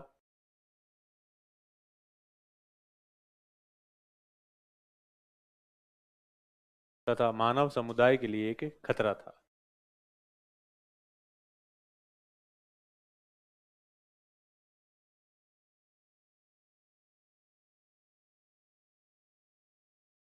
चूंकि ब्रिटेन हिटलर के खिलाफ लड़ रहा था, since Britain was fighting against Hitler, क्योंकि ब्रिटेन हिटलर के खिलाफ लड़ रहा था, अतः हमें ब्रिटेन की शक्ति को कम नहीं करना चाहिए।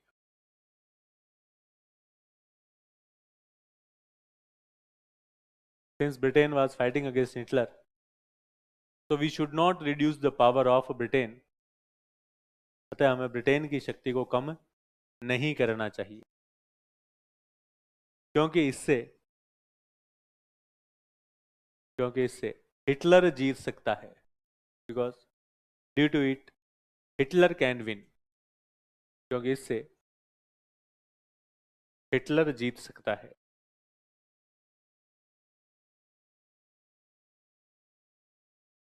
हिटलर कैन विन, ठीक है।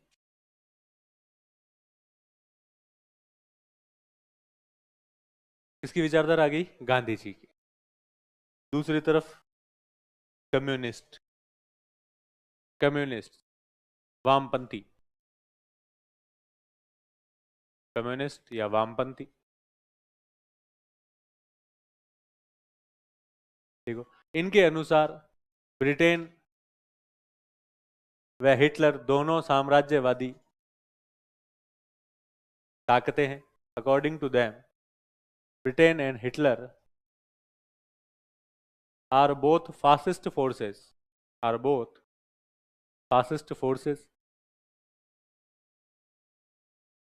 साम्राज्यवादी ताकतें हैं, तथा अपने साम्राज्य विस्तार के लिए लड़ रही है, and are fighting for the expansion of their empire, and are fighting for the expansion of their empire, तथा अपने साम्राज्य विस्तार के लिए लड़ रही है।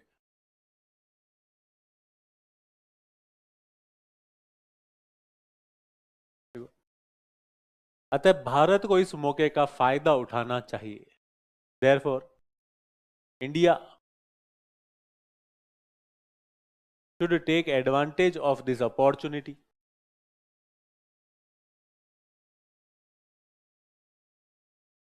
अतः भारत को इस मौके का फायदा उठाना चाहिए तथा अंग्रेजी सरकार के खिलाफ एक बड़ा आंदोलन करना चाहिए,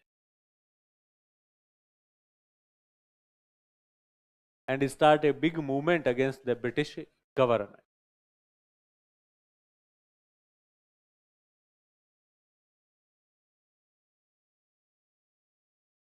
पढ़ रहे हैं वो, ठीक है।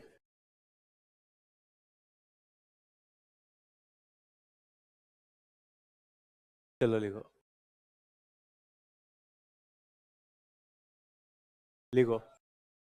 कि अब गांधी जी व्यक्तिगत मूवमेंट क्यों चलाना चाह रहे थे, क्या इस आंदोलन का बेनिफिट था। भाई अब गांधी जी को कह दिया था ना कि भाई ठीक है, फिर आंदोलन चला ही क्यों रहे हो। गांधी जी ने कहा कि ऐसा नहीं है, मेरा जो आंदोलन चलाने का उद्देश्य है वो उद्देश्य है कि ब्रिटेन जिन लोकतांत्रिक मूल्यों की वकालत कहाँ करता है, यूरोप, ब्रिटेन उन्हें भारत में क्या नहीं कर रहा है, लागू।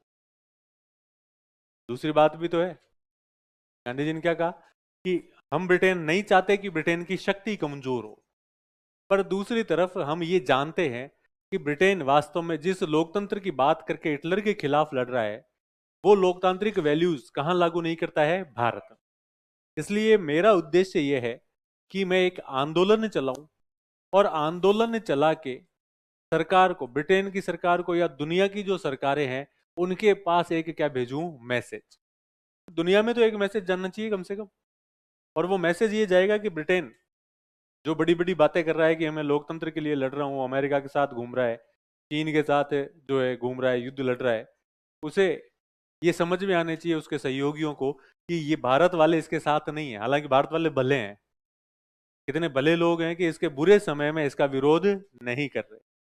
ठीक, इसलिए वो चाहते थे कि मैं दुनिया तक एक मैसेज पहुंचाना चाह रहा था, ये उद्देश्य था। इसलिए गांधी जी ने कौन सा आंदोलन शुरू किया था? व्यक्तिगत सत्याग्रह आंदोलन।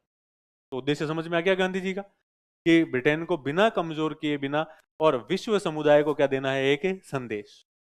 लिखो देखिए।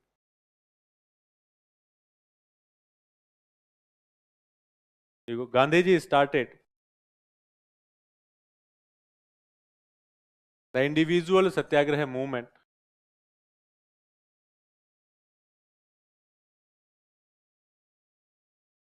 गांधी जी ने अंग्रेजों की शक्ति को कम किए बिना तथा अव्यवस्था उत्पन्न किए बिना व्यक्तिगत सत्याग्रह आंदोलन चलाया। Gandhi ji started the individual satyagraha movement without reducing the power of the British,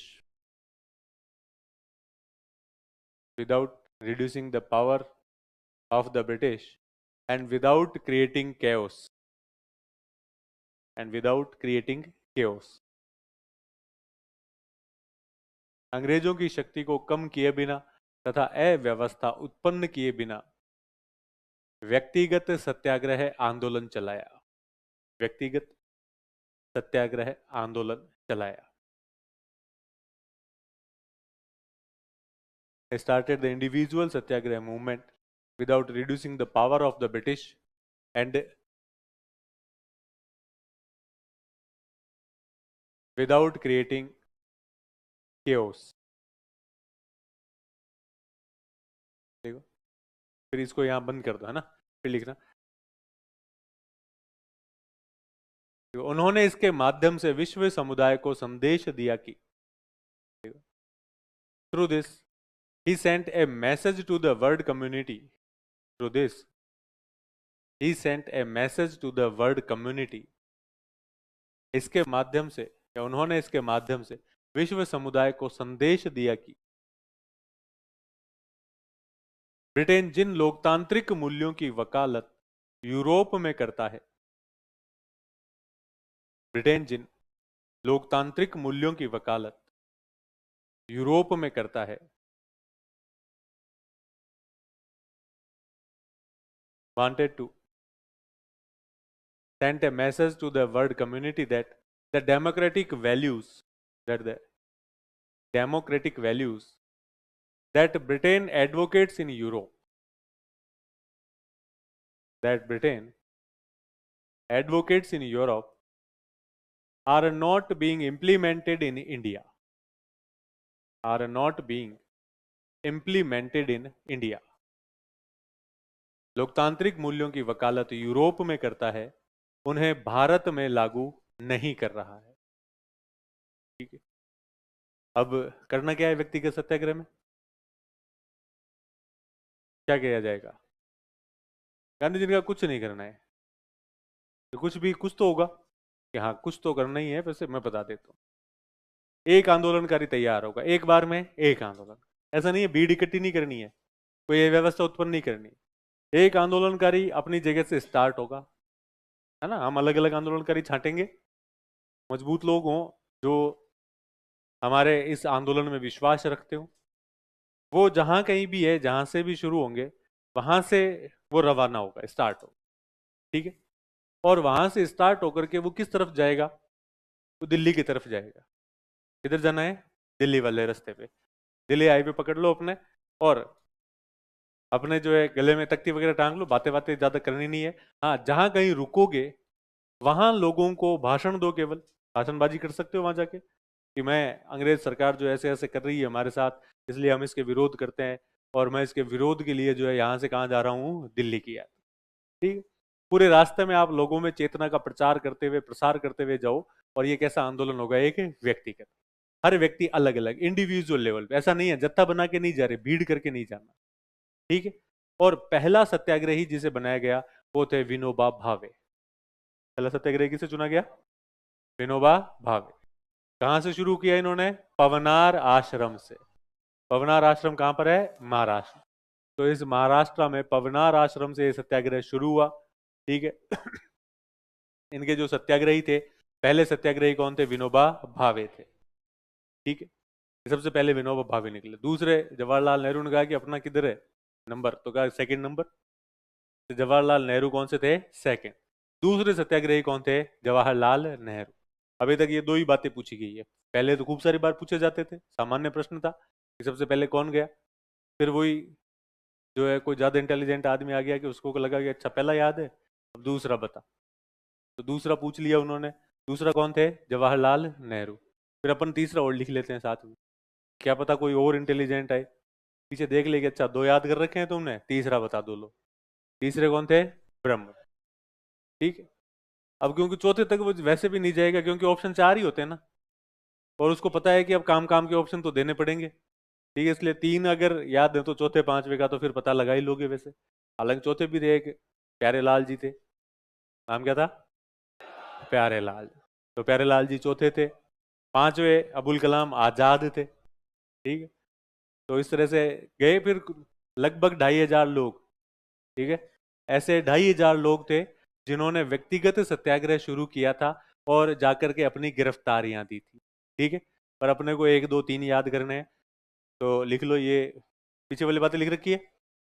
हाँ लिखो। देखो, यह आंदोलन पवनार आश्रम महाराष्ट्र से शुरू हुआ। This movement started from Paunar Ashram Maharashtra. यह आंदोलन पवनार आश्रम महाराष्ट्र से शुरू हुआ। Started from Paunar Ashram Maharashtra.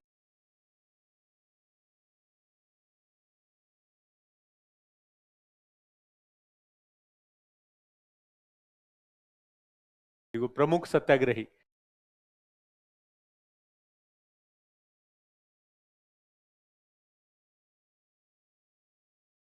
Major सत्याग्रही कौन कौन थे? पहला नंबर किसका था? विनोबा भावे, प्रमुख सत्याग्रही। फर्स्ट थे विनोबा भावे, सेकंड थे जवाहरलाल नेहरू, और थर्ड है ब्रह्मदत्त।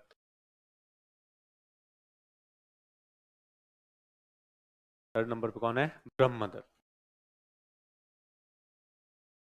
ठीक है।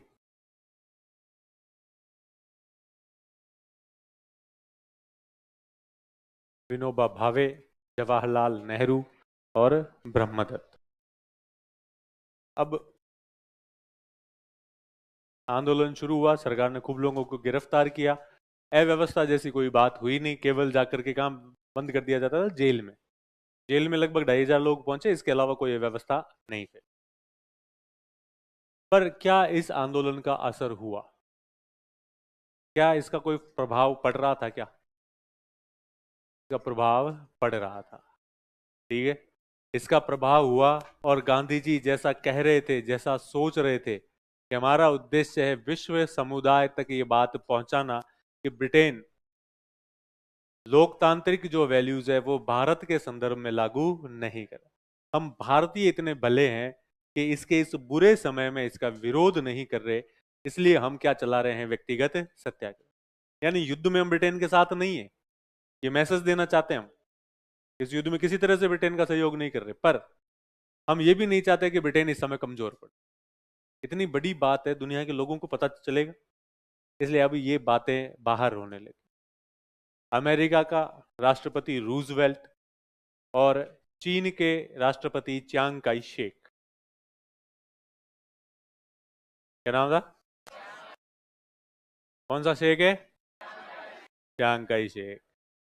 पिया है कभी? ये चाइना वाले ही पी सकते हैं ऐसे शेक, है ना। तो चियांग काई शेक जो है चीन के राष्ट्रपति थे। उस समय चीन की बागडोर इनके पास थी, और रूजवेल्ट जो है वो अमेरिका के, यूएसए से।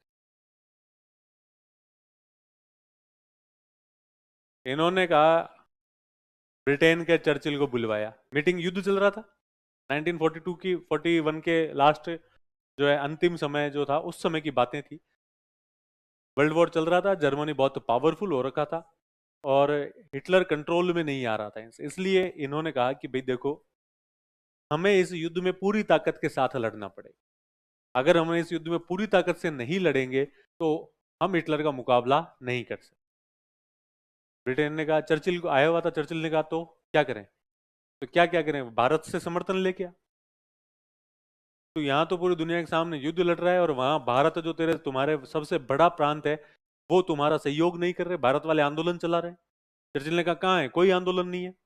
चांग शेख ने कहा मेरे पड़ोस में रहते हैं, मुझे पता है। उसने बताई फोटोज की, देखो कितने सारे लोग हैं, 2500 लोग जो हैं अभी तक व्यक्तिगत सत्याग्रह कर चुके हैं, और कांग्रेस रोज मैसेज दे रही है कि हम युद्ध में ब्रिटेन के साथ हैं, नहीं है। ये तो भला है उनका कि वो तुम्हारे खिलाफ नहीं लड़ रहे, इसलिए खूब डांट पड़ी चर्चिल की, खूब दबाव प्रेशर क्रिएट किया गया कि भारतीयों का सपोर्ट लो।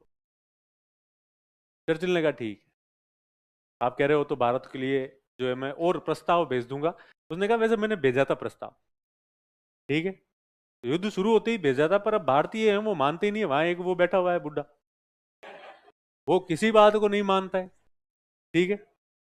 उन्होंने कहा कि हमें पता नहीं है कौन मान रहा है कौन नहीं मान रहा है, तुम कुछ करो ऐसा। तो चर्चिल ने प्लान बनाया फिर से, और अब भारत के लिए एक फिर से मिशन भेजा जाना है। यानी एक तरफ हम चलते हैं, पहले हमने क्या किया, इस्तीफा दिया है सरकार ने, है ना। जैसे ही सरकार ने इस्तीफा दिया, इधर से क्या प्रस्ताव आ गया, अगस्त प्रस्ताव। अगस्त प्रस्ताव हमें अच्छा नहीं लगा, हमने फिर आंदोलन शुरू किया। कौन सा आंदोलन है, व्यक्तिगत सत्याग्रह। जैसे ही हमने व्यक्तिगत सत्याग्रह आंदोलन शुरू किया, सरकार की तरफ से फिर दूसरा प्रस्ताव कि ठीक है भाई ये वाला देखो तुम, ठीक है, नए ऑफर आ रहा है। ऑफर लेके कौन आ रहा है, स्टेफर्ड क्रिप्स। स्टेफर्ड क्रिप्स जो है वो भारत के बहुत बड़े शुभ चिंतक माने जाते थे, ये भारत के मित्र थे। नेहरू वगैरह जब भी जाते थे इंग्लैंड की यात्रा पर, या क्रिप्स जो है वो भारतीयों के मुद्दों को उठाया करते थे, अच्छी दोस्ती थी, ठीक है। इसलिए माना जाता था कि भारत का शुभ चिंतक कौन है यहाँ पर ब्रिटेन में, तो बोला सबसे बड़ा शुभ चिंतक है क्रिप्स, भारत वालों का दोस्त है। तो कहा कि फिर दोस्त कोई भेज दो, इसी को चढ़ाते हैं बलि पे। इसलिए प्रस्ताव लेके कौन आ रहे हैं भारत में, स्टेफर्ड क्रिप्स, एक सदस्य आयोग। इसने कहा चलो कमीशन बनाया, मैं जांच वांच करूंगा, बताओ भारत में क्या जांच करें, कितने दिन करेंगे, कोई जांच नहीं है। क्योंकि मेरे साथ मेंबर्स कौन जा रहे हैं, कोई मेंबर नहीं जा रहा है। अकेला जा, ये पकड़ पर्ची, जेब में रख दी और पढ़ के सुना देना, ठीक है, मान ले तो ठीक है, नहीं तो चुपचाप वापस आ जाना। क्रिप्स की स्थिति बहुत बुरी थी इस समय, हालांकि क्रिप्स आए, प्रस्ताव ठीक ठाक थे, पर भारतीय भारतीय थे। चर्चिल को पहले ही पता था भारत में कौन बैठा है, गांधी जी बैठे हैं। गांधी जी मानने वाले हैं क्या ऐसी बातें, ठीक है। तो अब भारत में क्या आ रहा है, स्टेफर्ड क्रिप्स मिशन आता है, क्रिप्स मिशन 1942, लिखो, क्रिप्स मिशन 1942, क्रिप्स मिशन 1942।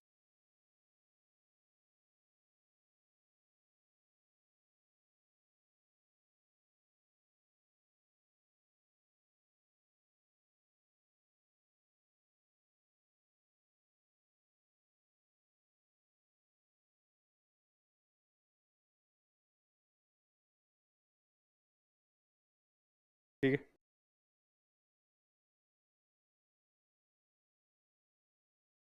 देखो एक सदस्यीय आयोग था, it was single member commission.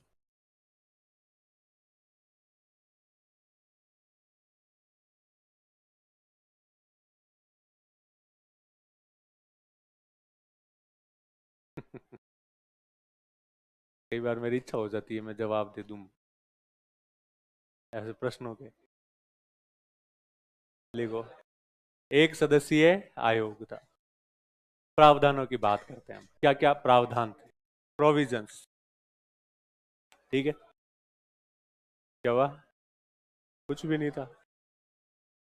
खाली पर्चियों का भी तो जवाब दिया जा सकता है, खाली पर्ची क्यों भेज रहे हो। देखो प्रावधान, अब क्रिप्स लाएगा कुछ पहले वाले से बेहतर लाना पड़ेगा ना भारत में प्रस्ताव। तो सबसे पहले तो क्रिप्स ने कहा कि आया, भारत में स्वागत किया। सबसे पहले जवाहरलाल नेहरू धक्का मारा उनके कि जा तेरा दोस्त है जिगरी, जा सबसे पहले तू ही मिल, ठीक है। अलग अलग सबसे बातें की, क्रिप्स को समझाया गया था कि अल्प बहुसंख्यक जो है उनसे तो बात करोगे ही करोगे, लेकिन अल्पसंख्यकों के जो हित हैं उनका भी ध्यान रखोगे। ठीक है। और सबसे बाकी सबसे मिले, सबसे आखिरी में जिन्ना से मिले, सबसे पहले नेहरू से, बीच में गांधी जी से भी मिलते हैं, अदर जो भारतीय लीडर्स थे उनसे भी मिले। ऐसा पूरा क्रम जो है कई बार पूछ लिया जाता था। पर वो बेसिकली उधर बिहार वाले वो थोड़ा ज्यादा इस तरह के कुछ। तो किस किस से मिला अपने को उससे मतलब नहीं था, प्रस्ताव क्या लेके आए। पर्ची थी सीधी, लिखे हुए थे, ज्यादा कुछ जगह थी भी नहीं क्रिप्स के पास। ठीक है। तो इसको भेज दिया कि जा तेरे दोस्त है मना लेना भारत वालों को। इसने कहा भारत के लिए क्या लेके आया हूँ, डोमिनियन स्टेट। जवाहरलाल नेहरू ने कहा वाह, बस ये तो पहले ही आया था, वापस तू आया क्यों इतनी दूर। अरे कि पूरी बात सुन मेरे भाई। डोमिनियन स्टेट में कुछ विशेषताएं हैं जवाहरलाल नेहरू ने कहा, जैसे इसने कहा एक तो है स्वतंत्र विदेश नीति। डोमिनियन स्टेट जो बनेगा, इस डोमिनियन स्टेट में भारत की विदेश नीति क्या होगी, स्वतंत्र। तुम खुद ही देखना तुम्हारे हिसाब से, ऐसा नहीं है ब्रिटेन डिसाइड करे। विदेश नीति कौन देखेगा, तुम्हें खुद देखोगे। और क्या होता है डोमिनियन स्टेट में, भाई सबसे पावरफुल डोमिनियन स्टेट वही है जो अपने हिसाब से दुनिया के अंदर कोई भी डिसीजन ले ले, वही क्या है, प्रॉपर। इसलिए इन्होंने कहा कि एक तो स्वतंत्र है विदेश नीति। अच्छा, और क्या होगा, और कहा कि इसके पास एक और अधिकार होगा कि ये जो डोमिनियन स्टेट है इसके पास राइट है कि ये राष्ट्रमंडल का सदस्य चाहे तो बने और चाहे तो ना बने। इसकी मर्जी है, ये राष्ट्रमंडल में आना चाहे तो आ जाए, अदरवाइज ना। अदरवाइज बाकी सब के लिए, ऑस्ट्रेलिया, कनाडा, इन सब के लिए जरूरी था किसके सदस्य होना, राष्ट्रमंडल, कॉमनवेल्थ में। भारत वालों का ये भी छूट है तुम्हें, कॉमनवेल्थ में भी मत आना। तुम्हारे गुलामी का प्रतीक कहते हो ना कि भाई कॉमनवेल्थ की सदस्यता क्या है, गुलामी का प्रतीक है, तो तुम आना ही मत डोमिनियन स्टेट के लिए। और क्या चाहिए डोमिनियन स्टेट में। वैसे भारतीयों को ये वाला प्रस्ताव अच्छा लग रहा था, अभी आगे हम बात करेंगे कि क्यों अच्छा लग रहा था। ठीक है। तो डोमिनियन स्टेट की बात है, विदेश नीति स्वतंत्र होगी, और राष्ट्रमंडल की सदस्यता भी कैसी है, स्वैच्छिक है ना, वो चाहे तो ले सकता है। दूसरी बात, इसने कहा एक संविधान सभा का क्या करेंगे, गठन। पिछली बार क्या कहा था कि संविधान बनाने के लिए भारतीयों को बुलाएंगे, आमंत्रित करेंगे। इस बार कहा ना, संविधान ही तुम बनाना। संविधान कौन बनाएंगे अब, भारतीय। यानी पूरा संविधान बनाने का ठेका भारतीयों के पास रहना था। इसके लिए क्या बननी है, एक संविधान सभा। इसने तरीका बताया, क्रिप्स ने न सिर्फ नाम नहीं लिया है बल्कि पूरा तरीका बनाया है कि एक संविधान सभा बनाई जाएगी। उसके लिए तरीका ये है कि जो भी प्रांत है, उन प्रांतों में जो निचले सदन है उनकी जो विधायिकाएं हैं, उन विधायिकाओं से आनुपातिक प्रतिनिधित्व पद्धति, ठीक है, प्रोपोर्शनल रिप्रेजेंटेशन, कि जिस पार्टी के जितने सदस्य हैं उसको उतनी सीट क्या हो जाए, अलॉट हो जाए। ठीक है। उस हिसाब से क्या होगा, संविधान सभा का क्या करवाया जाएगा, चुनाव, और फिर वो अपना क्या बनाएंगे, संविधान। ठीक है। दूसरा ऑप्शन क्या दे दिया कि भारत में वेल द डोमिनियन स्टेट, और फिर भारत क्या बनाएंगे, भारतीय लोग खुद की संविधान सभा। संविधान सभा के इलेक्शन का तरीका भी बता दिया गया। एक जो बात इसने कही, ये तीसरा पॉइंट वैसे अलग है, एक जो बात इसने कही वो ये कही कि अब भारत का जो भी संविधान बनेगा, संविधान तो बना लो, लेकिन अगर कोई प्रांत चाहे कि वो अलग रहना चाहता है इस भारत से, इस संविधान में शामिल नहीं होना चाहता, तो वो अपना अलग से क्या बना सकता है, संविधान। तो प्रांतों के लिए अलग संविधान की भी इसमें क्या कर दी गई थी, बात। ठीक है। तो दूसरी संविधान सभा का निर्वाचन का तरीका बताया गया, और क्या बताया गया कि प्रांत चाहे तो अपना अलग से क्या बना सकते हैं, संविधान। ठीक है। प्रांत भारत बन ही रहा है संघ, प्रांत को अगर लग रहा है कि नहीं यार भारत वाले संविधान में प्रॉपर नहीं है, तो वो खुद का अलग से क्या बना लेगा, एक संविधान बना। तो अलग संविधान बनाने की बात। और सुनो, हमें किससे दिक्कत है, अल्पसंख्यकों वाली बात से, वीटो वाली से। पिछली बार कि तुमने वीटो दे दिया, इन्होंने कहा कि अब अल्पसंख्यकों के लिए जो भी समझौता किया जाएगा वो समझौता अलग से बैठ के करेंगे। इस ये जो पूरा जो प्रोसेस है ना, इस प्रोसेस के बीच में अल्पसंख्यकों की कोई बात नहीं आई। जो सिस्टम चल रहा है उसी सिस्टम को आगे बढ़ा देंगे, और फिर अल्पसंख्यकों के लिए जो भी समझौता करेंगे वो कैसे करेंगे, अलग से। उससे ये बातें प्रभावित नहीं होगी। यानी भारत को जो कुछ मिल रहा है वो मिल जाएगा, और अल्पसंख्यकों के पास साथ बैठ के देख लेंगे, डिसाइड कर लेंगे कि क्या प्रॉब्लम है, क्या नहीं है, कौन सी बात करनी है, कौन सी नहीं करनी, तो अलग से डिसीजन करेंगे। इसलिए अब अल्पसंख्यक जो है वो बाधक नहीं रहेंगे किसी भी काम। ठीक है, एक तरह से उनका वीटो का जो पावर था वो इसने क्या कर लिया, वापस से विड्रॉ कर दिया, वापस ले लिया। ठीक है, भारतीयों ने कहा कि यार बातें सारी सही लग रही है, पिछली वाली सारी कमियां दूर कर दी क्या? हमने डोमिनियन स्टेट की बात की थी एक तो, कभी भी डोमिनियन स्टेट दे रहे, लेकिन अब खूब सारी अच्छी बातें थी डोमिनियन। ठीक है, दूसरा, संविधान सभा का तरीका बता दिया कि पूरी तरह से कौन बनाएंगे, भारतीय। ठीक है, तीसरा यहां तक कह दिया प्रांतों को, हालांकि इससे ये जो फैक्ट था प्रांत वाला, अलग संविधान बना सकते हैं, ये किसके बेनिफिट के लिए था, अल्पसंख्यकों। ये जो नाराज नहीं हो, तुम अलग संविधान बना लो, ठीक है, तुम तुम्हारे हिसाब से अपना शासन चला लो। तो इसलिए इनको भी खुश करने की प्रयास थे, जिन्ना और लीग को भी, कि अल्पसंख्यकों के लिए अलग से क्या, कि भाई अलग संविधान बनाएगा, तुम्हारे जहां जहां प्रांत है वहां तुम अलग संविधान बनवा लो, फिर तुम्हारा शासन चला लो। तो इसलिए अलग संविधान की बात की, और कहा कि इसके लिए और क्या किया जाएगा, अलग से समझौता। ठीक है, तो तीन बातें की, हमने कहा कि ठीक है, बात तो सही लग रही है, लागू कर सकते हो। अगर एक दो सुधार हम चाहें तो उनको हटा दो, जैसे कांग्रेस ने कहा कि यार ये वाला हटा दो, फिर सही लग रहा है। इसने कहा यार सॉरी मैं हटा तो नहीं सकता कुछ, तो क्या एक दो बातें जोड़ दो इसमें, कि नहीं नहीं वो भी नहीं कर सकता। फिर क्या करना क्या है, तो फिर एक काम कर, तू है जैसे ही लागू कर दे कि देख सुन, ये लागू भी नहीं होगा अभी। भारत वालों ने कहा तू ऑफर लेके आया है, लागू क्यों नहीं होगा? कि यही ऑफर था, ये सब बातें होंगी, लेकिन कब होगी, युद्ध के बाद। जब तक युद्ध चल रहा है तब तक भारत किसकी जिम्मेदारी है, ब्रिटेन। इसलिए कहा अभी हम छोड़ के कहीं नहीं जा रहे, अभी अपनी कंडीशन ऐसे कैसे रहने वाली है, युद्ध के बाद में ये सारी बातें लागू करेंगे। भारत वालों ने कहा, जवाहरलाल नेहरू ने कहा, सॉरी महात्मा गांधी ने कहा, उत्तर दिनांकित चेक, पोस्ट डेटेड चेक है। ठीक है, ऐसा चेक है जिसपे तारीख पता नहीं कब की लिखी हुई है, बहुत आगे की तारीख लिख दी, इनको खुद को ही नहीं पता।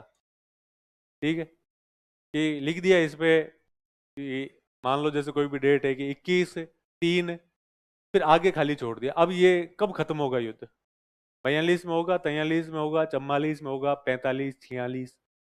ठीक है, इसलिए कैसा चेक हो गया ये, तो पोस्ट डेटेड चेक। ठीक है, अग्र दिनांकित कह दो, उत्तर तिथि कह दो, गांधी जी ने खूब बुराइयां की। जवाहरलाल नेहरू ने कहा कि चेक, इसने कहा कि ऐसे बैंक का चेक है जो खुद दिवालिया होने जा रहा है, ये गारंटी दे रहे हैं कि युद्ध समाप्त होने के बाद में भारत को क्या दे देंगे, डोमिनियन स्टेट। इनको पूछो युद्ध समाप्त हुआ जब तक इंग्लैंड जीतेगा तो सही क्या युद्ध, ये तो गारंटी दे रहा है क्या इंग्लैंड? हमें तो लग रहा है इंग्लैंड खुद की हालत खराब हो रही है वहां। और हिटलर के समय ऐसी थी स्थितियां, 1941-42 में ब्रिटेन की स्थिति बहुत बुरी थी। इसलिए जवाहरलाल नेहरू ने इसमें एक बात और ऐड कर दी कि वो बैंक जो दिवालिया होने वाला है, किस बैंक का चेक है ये, वो बैंक है जो बैंक खुद दिवालिया होने वाला है, वो हमें आगे की डेट में चेक दे रहा है कि 5 साल बाद जो है तो मुझसे ये सब कुछ ले लेना। जबकि हमें दिख रहा है कि बैंक जो है अगले साल क्या हो जाएगा, दिवालिया। तो इस चेक का क्या करें हम? और कहा कि जब युद्ध समाप्त होगा और जर्मनी जीत गया, फिर तुम क्या दोगे हमें? फिर तो कंट्रोल किसके पास होगा, जर्मनी के पास। इसलिए भारतीयों ने जो है खूब नाराज हुए, क्रिप्स को गालियां निकाली। क्रिप्स जो है वापस तुरंत, जैसे भारतीयों ने मना किया, अब मना तो करना ही था, जैसे भारतीयों ने मना किया क्रिप्स अपना प्रस्ताव लेकर के वापस से चले गए। क्रिप्स ने समझाने की भी कोशिश नहीं की, इन्होंने एक दो बार मना किया, गांधी जी ने कहा कि ना ना नहीं मान रहे, पोस्ट डेटेड चेक है। क्रिप्स ने कहा ठीक है, वापस रखे और रवाना। गांधी जी ने वापस देखा कि यार कोई बात ही नहीं की इसने, पूछ सकता था उनको कम से कम कि चलो पहले दे दें क्या, ऐसी कोई बात नहीं हुई। ऐसा होता है कई बार, जो है सबके साथ ही हो जाती है ऐसी दिक्कत। आप भी कहीं जाते हो, मेहमान जब होते हो, ठीक वैसी बात होती है, आपको लगता है भाई मनवार तो होगी होगी। ठीक है, आप जाके बैठे, सामने वाले जो है वो थोड़े समझदार निकले, ज्यादा समझदार है जब तो सीधा जो है आपको चाय नाश्ता ला ही देंगे। अदरवाइज कई बार क्या है, लोग जो है ज्यादा समझदार होते पूछ लेते हैं चाय पियोगे क्या, आपका मन तो खूब होता है, पर आप कहते हो ना ना, आपको लगता है कि एक दो बार तो जिद करेंगे ही, कि नहीं नहीं चाय तो पीनी ही पड़ेगी, आप ऐसे कैसे जा सकते हो। ठीक है, आपके मन में ये सब चल रहा होता है, लेकिन सामने वाला कहता है ठीक है कोई बात नहीं। ठीक वैसा ही किसके साथ हो रहा है, गांधी जी। गांधी जी को लगा कि यार मैं मना करूंगा, पोस्ट डेटेड चेक है, इसको कोई स्वीकार किया जाता है क्या? तो थोड़ी बहुत मनाएगा, क्रिप्स कहेगा आप बताओ क्या सुधार करूं। आखिरकार क्रिप्स है, क्रिप्स ने एक भी बात नहीं की। क्रिप्स भी यही कह के गया कि चलो ठीक है, कोई बात नहीं, नहीं मान रहे अपन ये चले। क्रिप्स को निर्देश ऐसे ही थे कि एक बार मना कोशिश करना, मान जाए ठीक है, नहीं तो वापस आ जाना। क्योंकि चर्चिल जो है वो गांधी जी को बहुत ज्यादा भाव देना नहीं चाहता। ठीक है, तो क्रिप्स मिशन के फिर अच्छी बुरी बातें करेंगे अभी। ये सब कुछ कब मिलने वाला है? युद्ध समाप्त होने के बाद। तब तक भारत किसकी जिम्मेदारी है? ब्रिटेन की। लिख दो फटाफट।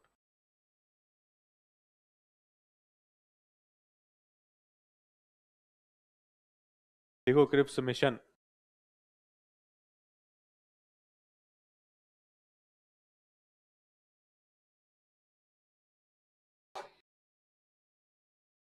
डोमिनियन स्टेट में आर्मी और पुलिस किसके पास होगी, डिपेंड करता है डोमिनियन के दर्जे में क्या क्या चीजें शामिल की गई है।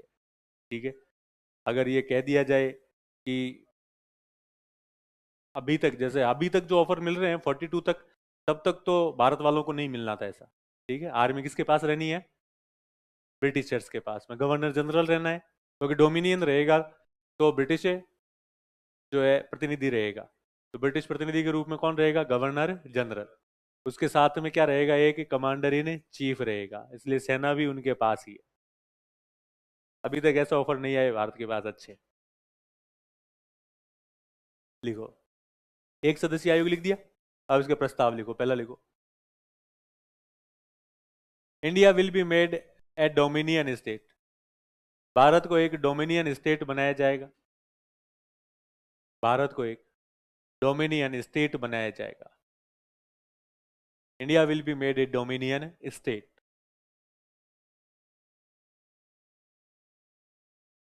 भारत को एक डोमिनियन स्टेट बनाया जाएगा।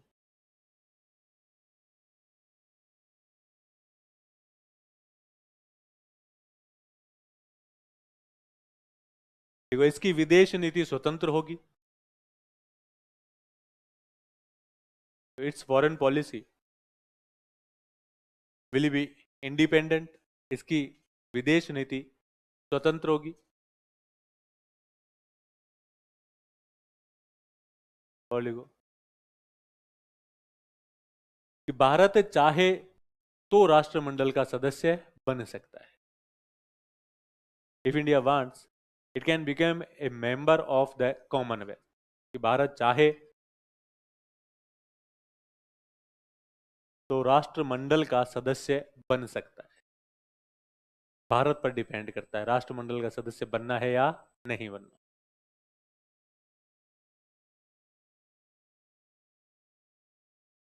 ठीक है, लिख दिया सबने? फिर लिखो। देखो, संविधान सभा का गठन किया जाएगा। ए constituent assembly will be constituted. A constituent assembly will be constituted. एक संविधान सभा का गठन किया जाएगा।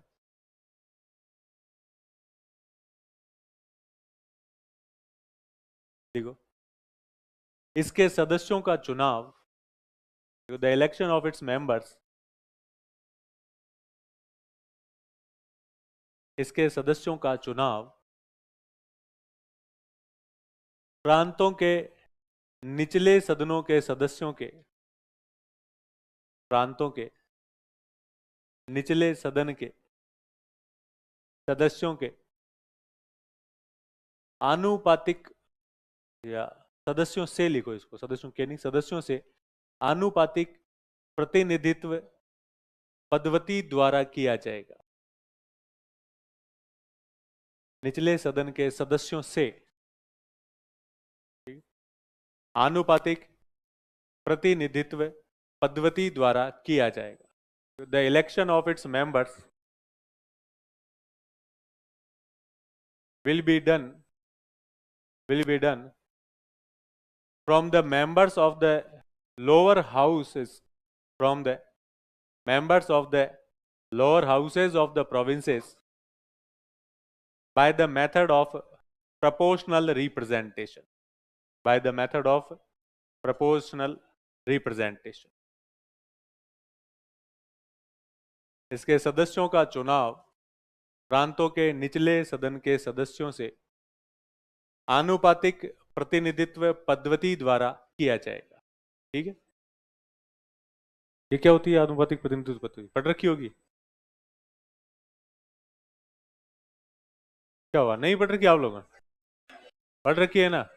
वो एक दिन, हाँ तो बस वही होता है कि सीधी सी बात है कि जिस कैटेगरी, जिस वर्ग के, जिस पार्टी के जितने लोग हैं, उसी अनुपात में वहां पर भी क्या हो जाएगा, इलेक्शन। कि जितने लोग जीते हैं उतने लोग ही कहाँ चले जाएंगे, आगे चले। सीधा सा एग्जांपल होता है, जैसे मान लो किसी देश में ऐसी सरकार बनानी है ना, एक विधानसभा है, जैसे भारत में अगर इस सिस्टम को सरकार पे लागू कर दे हम, तो क्या होने वाला था कि जैसे मान लो लोकसभा है भारत की, लोकसभा में 6 पार्टियां हैं, 80% सीट जो है वो किसके पास है, मान लो बीजेपी के पास। 10% किसके पास है, कांग्रेस के पास। 4% जो है वो आपके पास मान लो। 2% जो है वो किसके पास मान लो। ठीक है, ममता बनर्जी वाली तो खत्म ही होगी, पार्टी का दर्जा ही गया। ठीक है, एनसीपी वगैरह किसी का भी नाम ले लो, सब पार्टियों के पास इस तरह से अलग अलग क्या है, रिप्रेजेंट। तो अब इनको जो प्रतिनिधित्व मिलेगा, कहां पर, जहां पर भी व्यवस्था की जा रही है, जैसे मंत्रिमंडल बनाना है, तो 80% मंत्री किसके होंगे, बीजेपी के। 10% मंत्री किसके होंगे, कांग्रेस के। 1%, 2% पीछे जैसे जैसे संख्या है, उसी हिसाब से क्या मिल जाएगा, अनुपात में प्रतिनिधित्व। इसलिए आनुपातिक प्रतिनिधित्व प्रणाली जो है वो उसी प्रेजेंटेशन के आधार पर लागू की जाती है। ठीक है, तो ऐसे ही यहां पर कह दिया गया था। ठीक है, समझ में आ गई बात? तो इसी तरह से कि सारे प्रांतों में सदस्य हैं, सबसे ज्यादा मान लो जैसे कांग्रेस के 60% मेंबर्स हैं, तो इस सभा में 60% सदस्य कहां से जाएंगे, कांग्रेस से। ठीक है, तो इस प्रकार से चुना जाएगा। फिर लिखो, तीसरा लिखो, प्रांत चाहे तो अपना अलग संविधान बना सकते हैं। If the provinces want, if the provinces want, यदि प्रांत चाहे तो अपना अलग संविधान बना सकते, they can make their own constitution separately, they can make their own constitution separately, अलग से संविधान बना सकते। फिर लिखो, अल्पसंख्यकों के लिए अलग से समझौता किया जाएगा, separate agreement will be done for minorities, अल्पसंख्यकों के लिए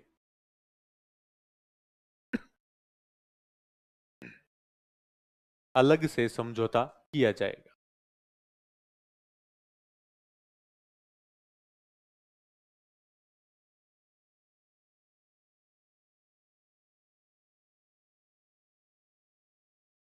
लिखो, यह सब युद्ध समाप्त होने के बाद दिया जाएगा। All this will be given after the end of the war, यह सब युद्ध समाप्त होने के बाद दिया जाएगा।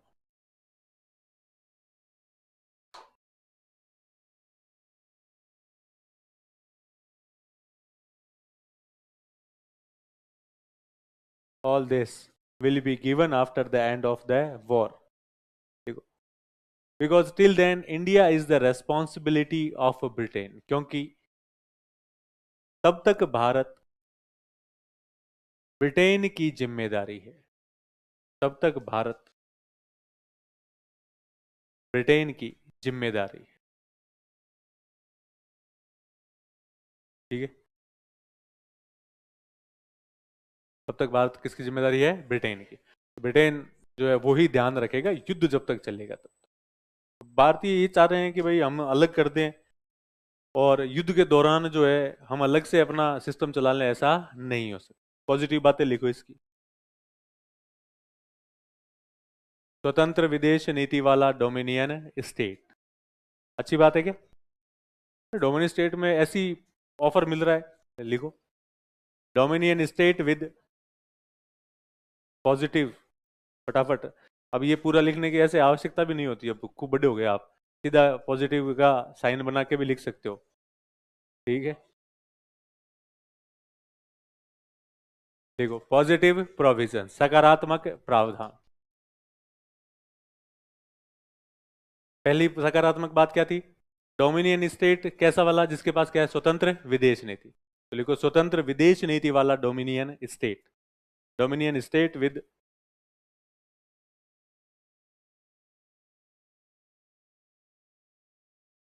Independent foreign policy. Dominion state with independent foreign policy. अच्छी बात थी। स्वतंत्र विदेश नीति वाला डोमिनियन स्टेट। दूसरी अच्छी बात क्या है? संविधान सभा के गठन की प्रक्रिया, प्रोसेस। इस बार प्रोसेस दिया गया है पूरा। The procedure for the formation of constituent assembly.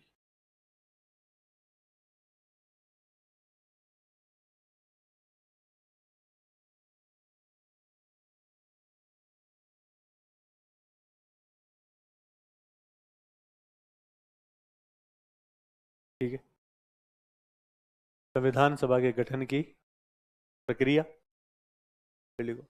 अल्पसंख्यकों को दिया गया वीटो वापस ले लिया गया। Veto given to minorities was withdrawn.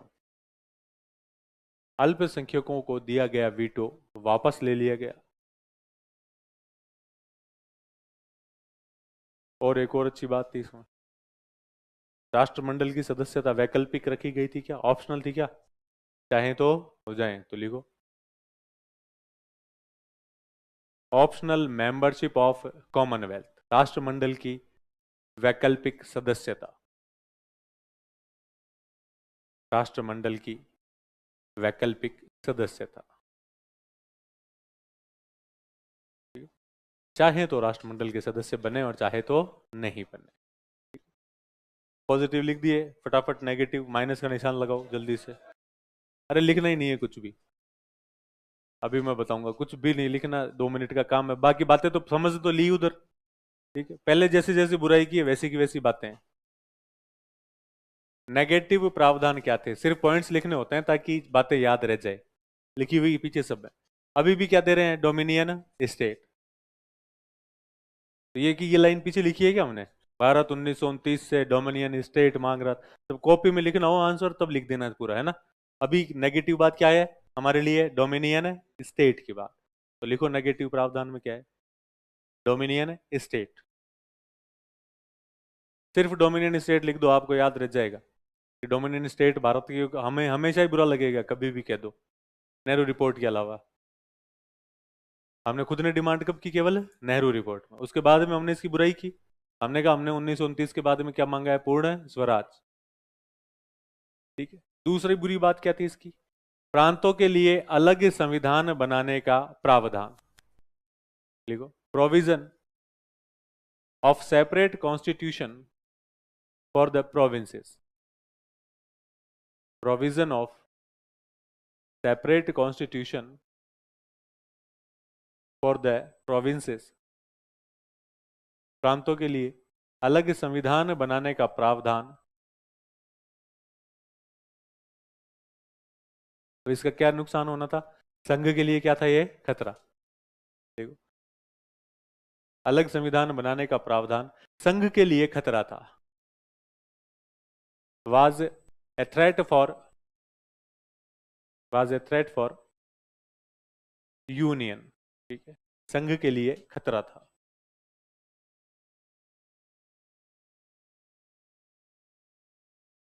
अलग से संविधान बनाना जो था वो सबके लिए क्या है? खतरा। और फिर तीसरी बात, यह सब कब मिलना था? युद्ध के बाद। All these provisions were to be given after the end of the war. यह सब प्रावधान युद्ध समाप्ति के बाद दिए जाने थे। All these provisions were to be given after the end of the war.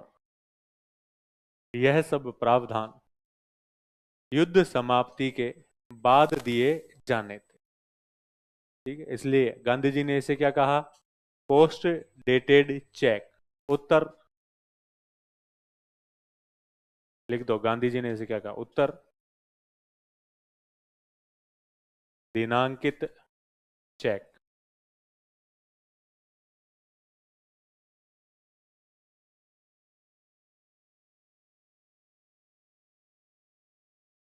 ठीक है, गांधी जी ने क्या बताया इसको? Post dated cheque. नेहरू ने क्या जोड़ा? The bank who will became bankrupt, कि वो बैंक, या यूं लिख दो दिवाली है होने वाले बैंक का। ठीक है, इतनी बात जोड़ी, पूरी लाइन नहीं लिखी। कौन से बैंक का? तो क्या दिवालिया होने वाले बैंक का। नेहरू, नेहरू का नाम लिख दो और लिख दो the bank which will became bankrupt, दिवालिया होने वाले बैंक का।